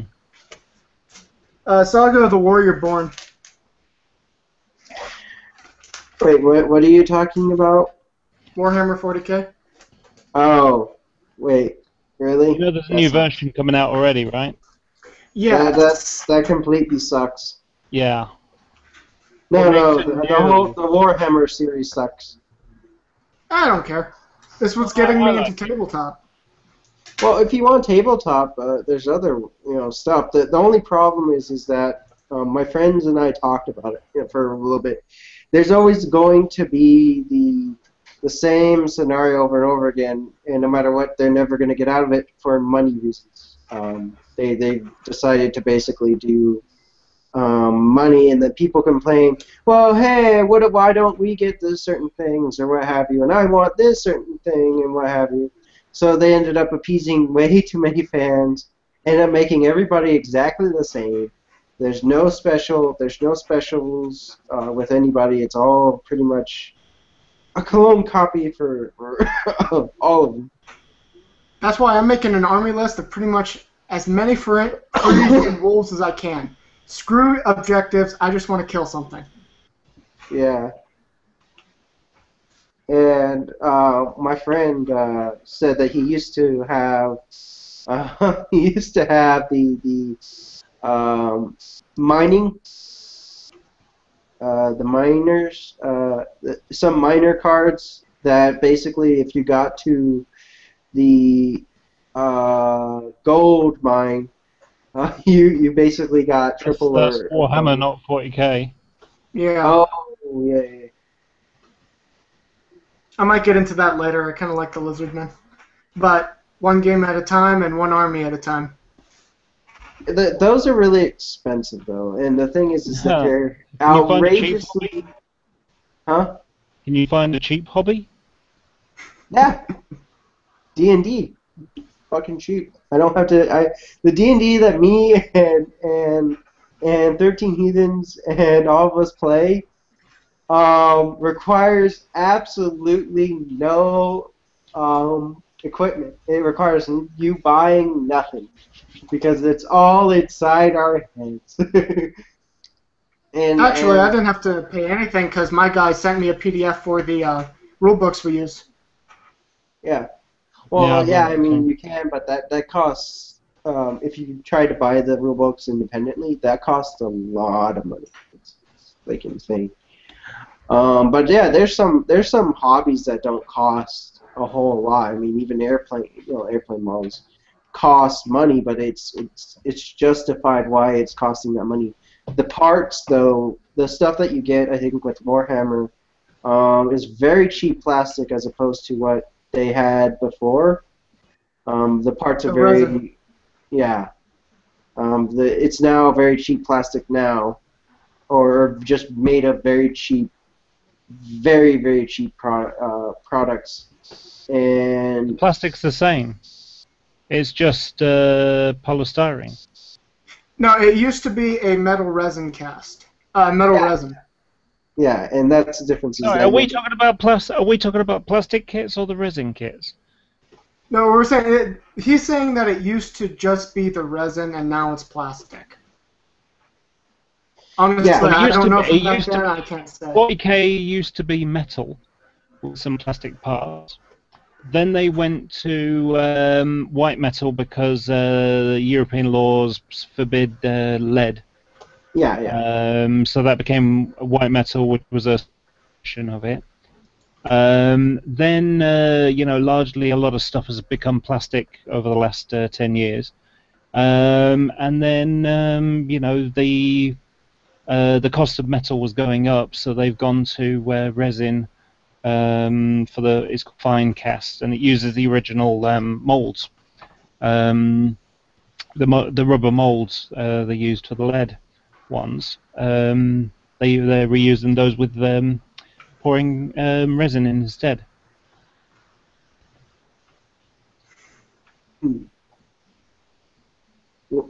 Yeah. Though, to comment on what you said, any good hobby costs money. Well, there's plenty of good hobbies. Really good hobbies. That was a snide comment. I apologize. Yeah, and the thing is I'm not gonna doubt someone's hobby. I'm just saying that there's downsides to certain hobbies because of the cost it's going to be to you, and how where compared to the actual value of the thing you're buying. The thing to remember with Games Workshop though is you're not just buying a plastic kit and putting it together. When you consider that, for example, here's my Eldar Codex. So you've got to pay a company that is making the book, that's paying the guys who do all the writing of the book. They've got a whole team of guys that do the figure painting and so on. Mm-hmm. And these guys, this is their job, and they've got.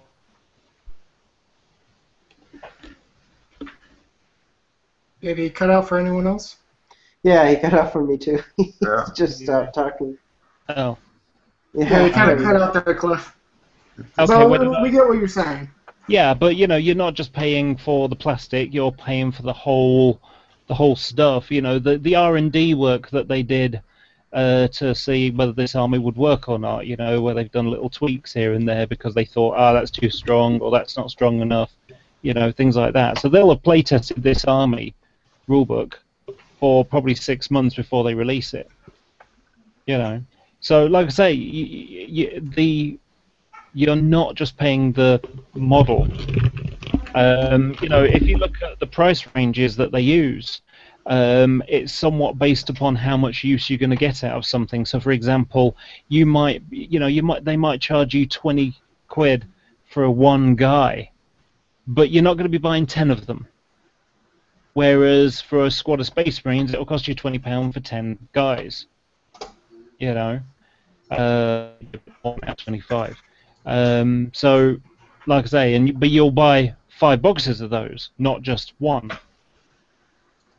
So these things tend to be on, based upon how many you're going to be buying, I suppose.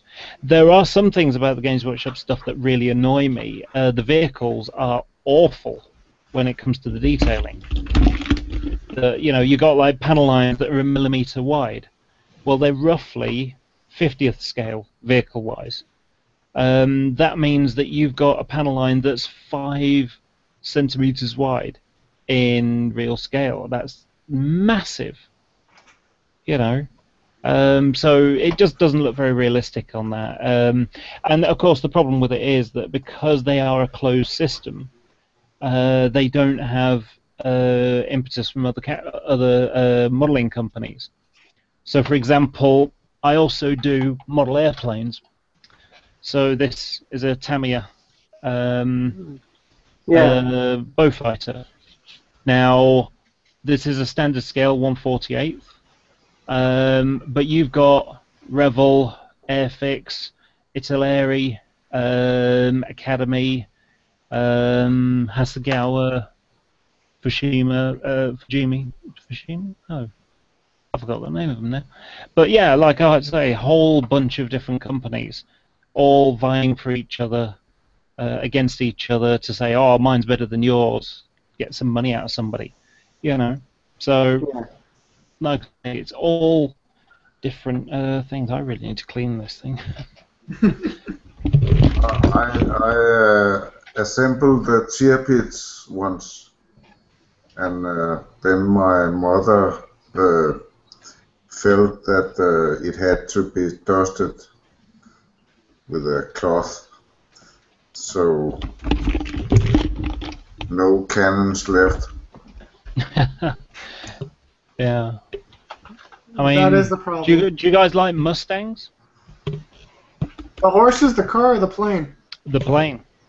Let's see. It's a good model. Give me a second.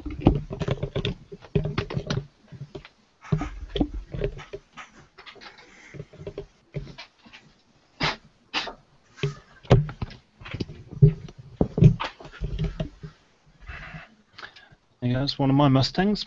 Nice. I like the face thingy. Shark mouth. Yeah. But yeah, the intimidation paint jobs are always awesome. I do quite a bit of detailing, and the weathering on it makes a difference. And also, when you say values, like personally, value is the eye of the beholder. So, for example, this little guy, it's a little wolf, $25 for a pack of 5, and this big guy is commander, 50 for 1. I value these guys more than anything else. That's just me, because I am obsessed with wolves. Yeah. But honestly, I wouldn't care, because I wanted that, and there's really no one else who sells it. Yeah, and it's all part of the fun. I mean, the thing about it is, the wargaming stuff, you're not just building a model. That model I build, I put it on the wall, and that's it. It's done, other than, giving it a wipe every now and again. It's finished with. With the Warhammer stuff, you're not just building models, you're painting models, and then you're playing games with them as well, so it's got a social element to it. Yeah, sure, I guess, but... And with certain armies, there's also a kind of a storytelling perspective. Like the Space Wolves, I have to make a saga, so I have to basically roleplay their character. Mm. Well, yeah, sure. But let's see. Let's see. When you roleplay the character, how in depth can you be with the character? How creative can you be with your character? Well, I haven't done anything with this particular character, but considering... No, I mean, just in general, you don't have to reference your specific one that you have now, but in the past or something. Well, in the past, I'm basically playing through my own experiences, because the references I would have is, my tabletop characters like D&D or Mutants and Masterminds. With something like this, well, I'm basically just kind of like lip syncing a movie. You know, you see the actions and you see what he's doing, and you're making his own personal commentary. Well, I guess, but I mean, I've role played a character recently. I mean, we do the whole Hangouts things and play D&D. Not really D&D, but actually, we're playing off of D&D rules, but it's the world that 13 Heathens made in his own fiction. So he's made up his own reality. And so we're actually associating with that. But I've gotten really deep into character, and I am an E2. And I try very much to keep on to try to do theory of mind, or have a very good theory of mind, which is what would my character actually know. If you have a good theory of mind, you go based on what your character would know. How would he react? And how would his character develop? And I try to put a lot of work into character development. My character went into madness because of all the stuff that happened, and all the death that he's never had to deal with before, and now he has to deal with it. So he breaks out in hysterical laughter because of his knowledge of one of the people that died, and he regrets it because he wasn't in the right state of mind and ignored so much of what was going on and what happened, as well as he caused the death of a lot of people because he fell into a trap. Then he comes out of that basically trying to redeem his own honor because of how much stuff he has caused, and blaming himself, but coming out a better character because of it. So, honestly, that's actually, the fact that you go into so much detail shows how good of a storyteller you are. Like, I know you're not the game master, but when you're dealing with a character that you can't really draw from personal experience from, it's rather hard to figure out how would this character be, because you haven't, I would assume that you haven't caused the death of so many people, so it's kind of hard to put yourself in the mindset of someone who has. How would they actually react? And more importantly, how would I react if I'm portraying this character? Yeah, and the other thing is too, that in the society that he's in, death is a rarity because the animals that you have around you is mostly like deer animals. They're on a different planet, so I just relate them to like deer, rabbits, stuff like that. So they're not really aggressive, and death is kind of a really you die natural causes most of the time, but you don't have a lot of tribes killing tribes because it's a very open and very a society that doesn't know the concept of property, or at least in the idea of property, it's that we share everything so that way we can work together and basically, you share whatever the person needs. Yeah. I understand where you're going. Yeah, and the other thing is that one of the people in the game, I hate so much in the game because he's so evil in the game, but it's really off character. Like he's metagaming really hard. And the thing is like, I understand that you know about the game and the stuff that goes on. I know a lot about it too, but I'm really trying not to metagame and form my actions around that. Which is why I tried to not get too excited when we were heading back to the ship where there were mecha. So I tried to pretend as if I didn't remember it, because we ended up all forgetting about the mecha, and I had to play off as if I knew nothing about it, and I basically just followed them. But when we came to the point in which we were in front of these statues again, the giant metal statues, I basically said, "Oh, okay," and I walked over to ask them, "Are they made of metal?" Because he said that he just described them as statues, And I said, well, are they made of metal? And they said yes. So I go over to touch it because I'm a technology person. So I like technology, but I know that most technology is made of metal.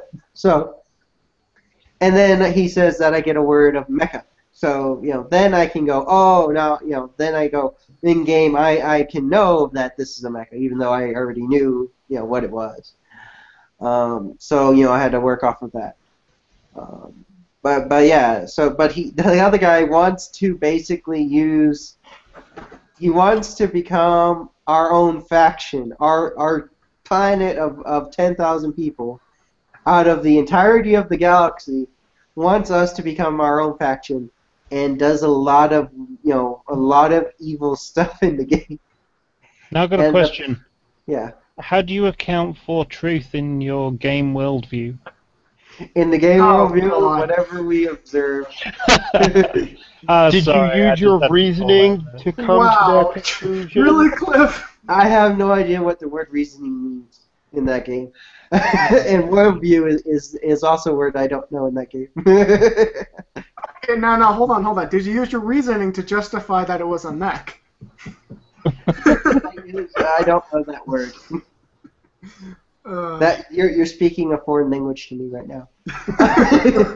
Do you absolutely know that there's no absolute truth in your game? What the hell is absolute? Do you know what? Thinking about it, that is actually the perfect answer to the pre-sub startup. You're speaking a foreign language to me now. Exactly. I have no idea what you're talking about. Also known as that's a lot of stuff. Because that it is speaking gibberish in a way that they're actually speaking stuff that actually doesn't really mean anything. It doesn't. It's meaningless. They're actually using words that are mutually exclusive and meaningless. When you have absolute, you don't have truth. You just have absolute. When you have truth, it is not absolute, because once it's absolute, it's just absolute. There's no such thing as absolute truth, because you require an evaluation in order to have truth. Yeah, that's always confused me, like hearing, what's his name? The kid of the father who's about to get released from prison. He said, if you were looking at... Yeah, Hovind, whatever his face is, who cares? No one cares about him. He had made a comment saying that if somebody asked you what the speed limit was and you said you think it's 35, and he said, well, that's not truth because somebody could go out and find out if it's false. If I believe it's 35, that's not a lie. It's true for me because I believe it to be true. That's why I never really understood the whole presuppositional. And the thing is, it depends on whether or not you're on the highway or not, or you're on the local street. Because if you're on the local street, 35 isn't actually a good answer because the most streets are 35 in a residence. So actually, the runs in my area are 50, but that's beside the point. Well, but I mean, certain states. It's an interesting point because, of course, where I live, they're trying to reduce it down to 20 from 30, so it's not even the same speed limit. Here it's 50. Mm. But, see how speed limits are relative space. Kilometers. Yeah. Well, yeah, it's kilometers versus miles, but yeah, see how it's relative based on the region and the context of the state in which you live in, so it cannot be absolute until you look at the actual numbers. Then that is absolute. But even in absolute perspective, there is no such thing as truth because you're just dealing with what happens to be the case regardless of opinion. And truth is based on opinion or evaluation of the thing. So they are mutually exclusive terms. I wasn't actually trying to get us on the subject of the precepts rubbish. I was actually just making a silly joke. It was a nice segue. The fascinating part is that Bible quoting, we're not a truck driver pretends to be a philosopher. I don't know, all-knowing, sort of.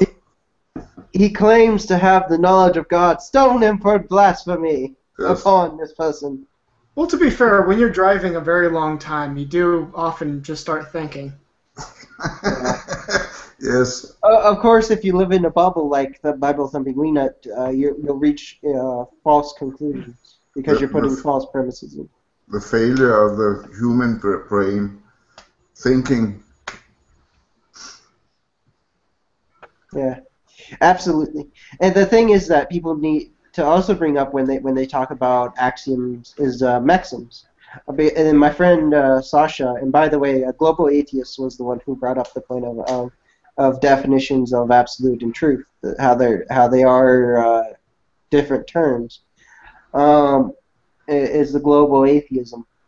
But Sasha brought up the fact that axiom is the beginning point, maxim is the conclusion. So you start with axioms, and you go to maxim.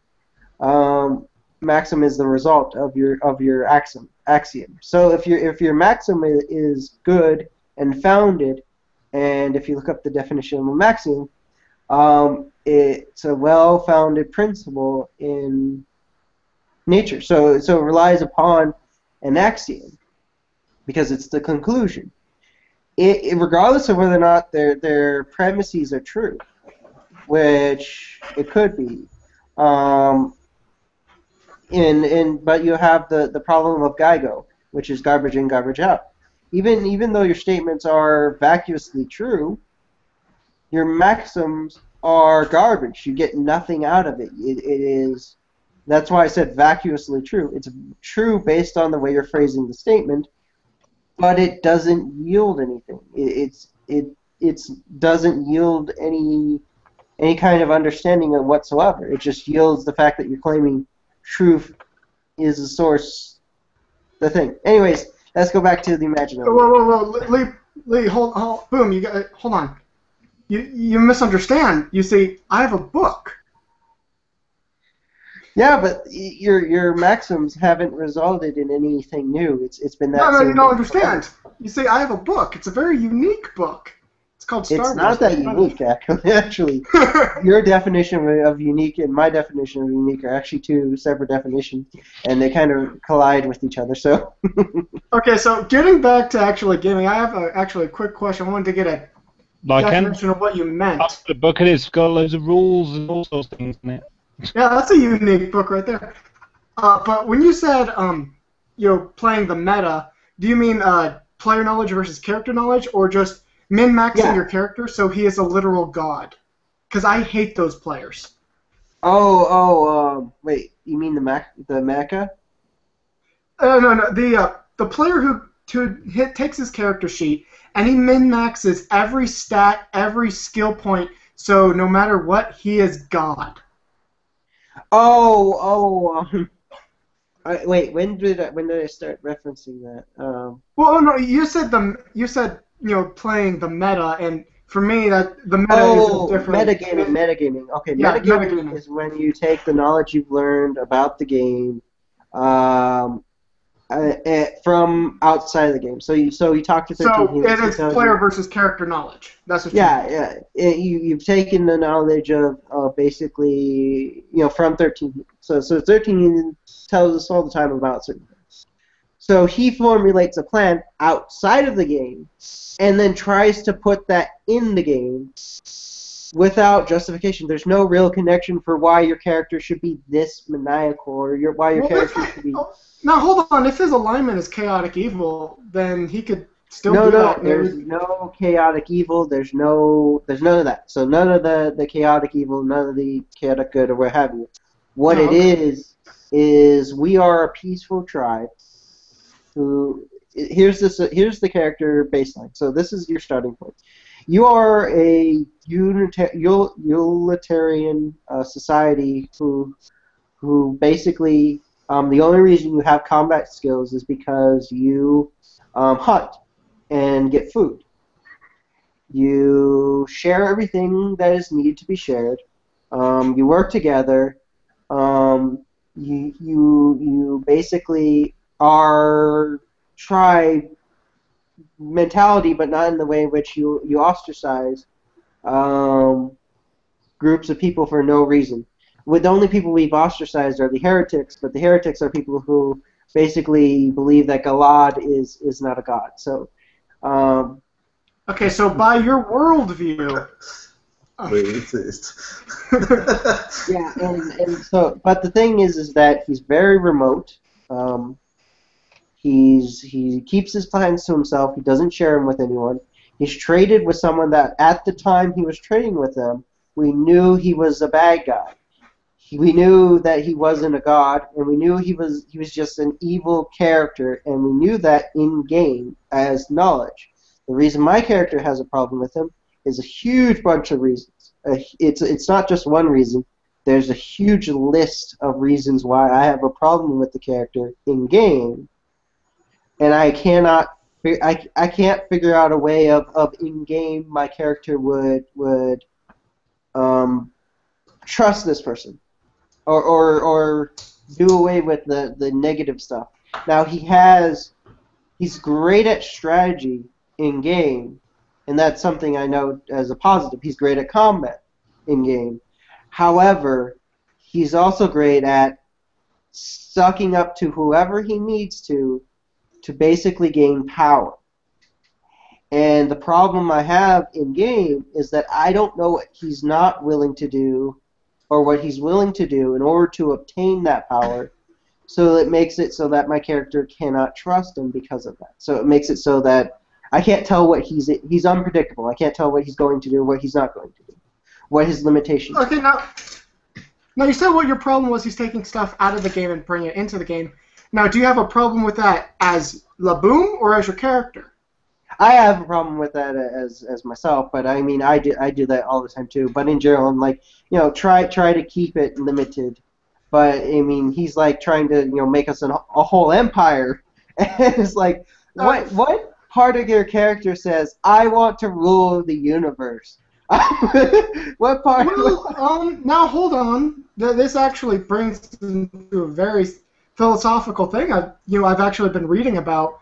Are people just born that way? Like, even in a society like that, which is more or less peaceful, well, it's not really peaceful because you do have elements of combat warfare with the whole hunting. So there is still that kind of undertone somewhere deep down that maybe somebody wants to have conquest. So it doesn't really sound out of character. Yeah, well, the other thing is that we shouldn't trust the aliens because the Black Church. So the Black Church is the faction that's been attacking us, killing us, and that's how we knew that the head honcho, the Silver McBeakface, was a bad guy. So he ends up trading with that guy, full in-game knowledge that this is a bad character, and that's the thing is he was trying to suck up to him. So he would have a position of favor with him, but in game it's like you kind of would distrust that person and think he's a bad guy. So in game, if his character is going to be malevolent, that's fine. That's totally fine. That's his whole stick of his character of being born that way. That's completely fine, and that's fine. I'll accept that as a possibility. But with that comes my character basically thinking he's very evil without justification, and the other thing is that he's formed that way because he's taken stuff he knows out of game and put that in the game. So it basically leaves my character no choice but to think he's a bad guy. So that's kind of the problem. Now, hold on. There might be justification that you just haven't thought of yet.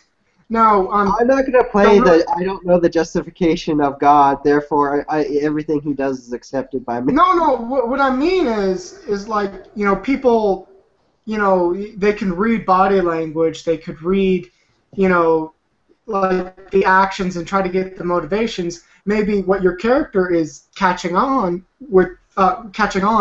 is this guy's darker motivations, and so he sees this as evil because he's catching on. So there is justification, but it's not really evidence. Yeah, and the other thing is that what was it?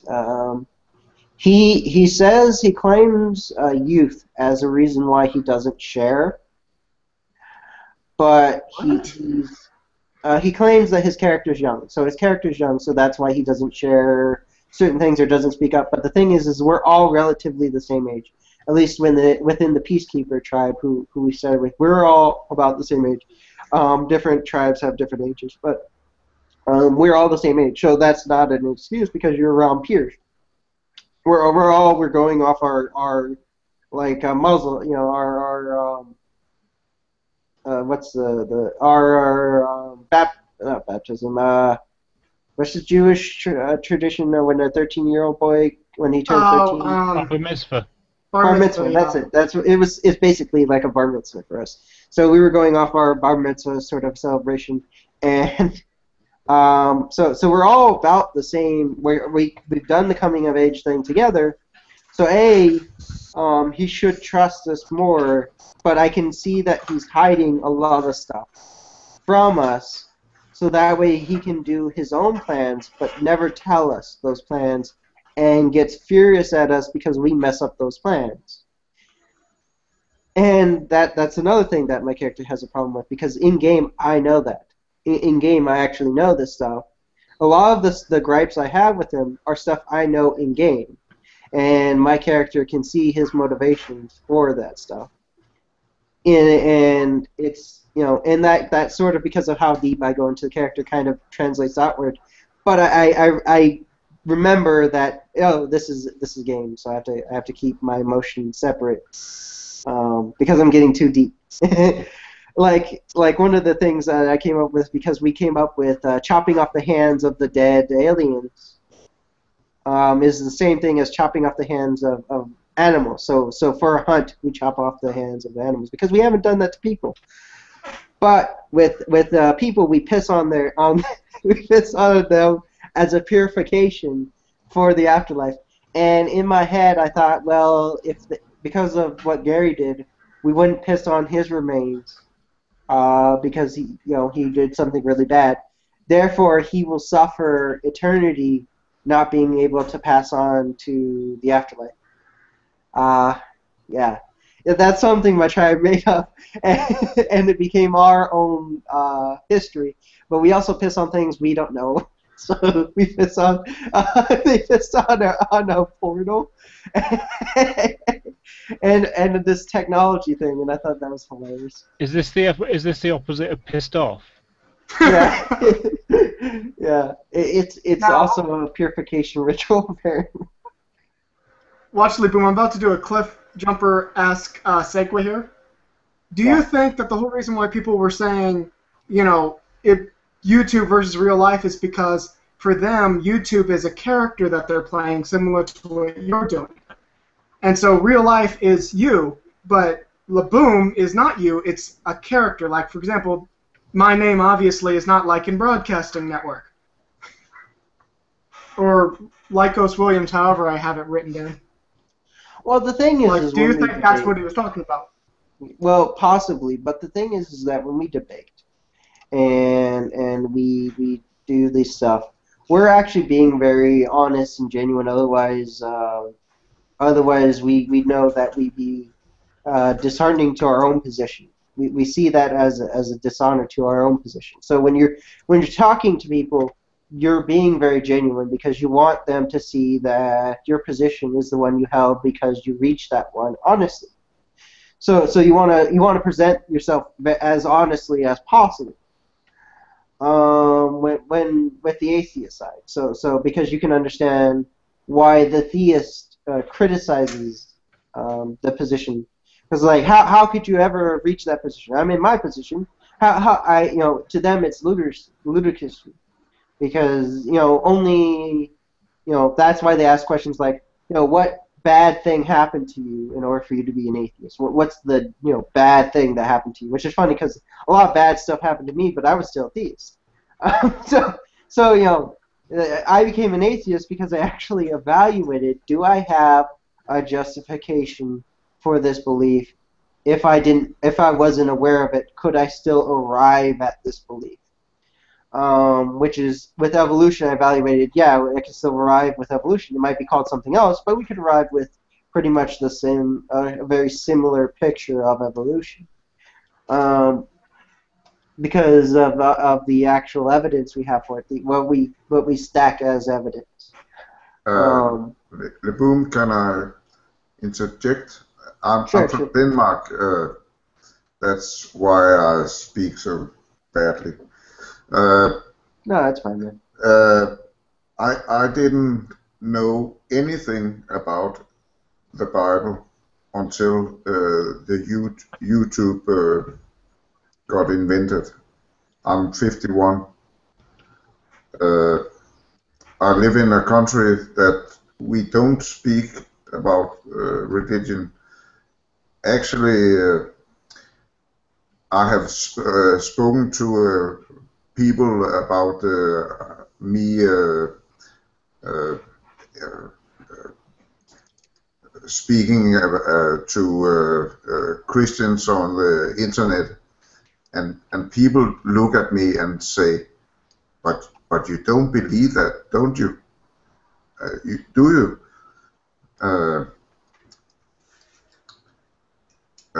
Here it's completely different. Yeah. We don't speak about religion. I live right next to a church, and I think one time I've seen 8 people in there, and there was some kind of a ceremony, maybe a death or something. 8 people. We don't believe here in Denmark. Well, Leboom kind of accidentally dropped off, so he'll probably be back. Yep, there he is. Sorry about that. My thing sputtered and had an issue. Sorry. Basically, what he was saying is he lives near a church, and he's hadn't. Well, if I'm saying this right, you only saw about like at most 8 people there at one time. Yeah. We don't do religion here. I used to say I knew a guy once. He lived at a place. He rented a room at a family that prayed at the dinner table. That's all I know about religion. Yeah. I gotta say, that's very interesting knowing that there are places that, you didn't even know about it until, YouTube came around and you actually started hearing people. It's fascinating because I grew up in the States. It's been shoved down my throat pretty much the day I can remember. It's different. It's interesting. Yeah, and that's the hypothesis I was working on, is that if it's not in at all around you, would it come about by observation? Could you observe something that would allow you to conceive of it with the information that we currently have? So the information we currently have and our understanding we currently have, would a God hypothesis form? And the thing I came to conclusion was, without my knowledge of the idea I already have and my biases towards it, no, I wouldn't come about that idea naturally, which is what I had to basically objectively evaluate for myself. Yeah. I think like a major thing is a lot of people are equating our naturally inborn sense of curiosity and wonder with their sense of God and what they believe. Because as a child, I remember looking up into the stars and thinking, what's out there? And people say, well, then you're looking for God. No, I'm just wondering what's out there. And that's the thing, is they replace a familiar sense or a familiar emotion with the idea of God. So that's kind of an indoctrination technique. Yeah, like saying God is love. Yeah. and then you associate the idea with the word they give you. Now I'm going to head out because somebody invited me to something that I said I agreed I would be a part of. So. Well, you take it easy. Yeah. And if it's live, send a link. But by the way, take a look at 13 Heathens channel, and you can see the games that we run. And I definitely will. Yeah, and that's in 13 Heathens also does other stuff, so it's fun. All right, take care. See you, boom. See ya. Bye. Well, now I'm what we're gonna going to talk about. well, I'm thinking I'm going to call this an end to the podcast itself. So if you're still viewing, thank you very much. If you're watching later, thank you for watching. So enjoy your day.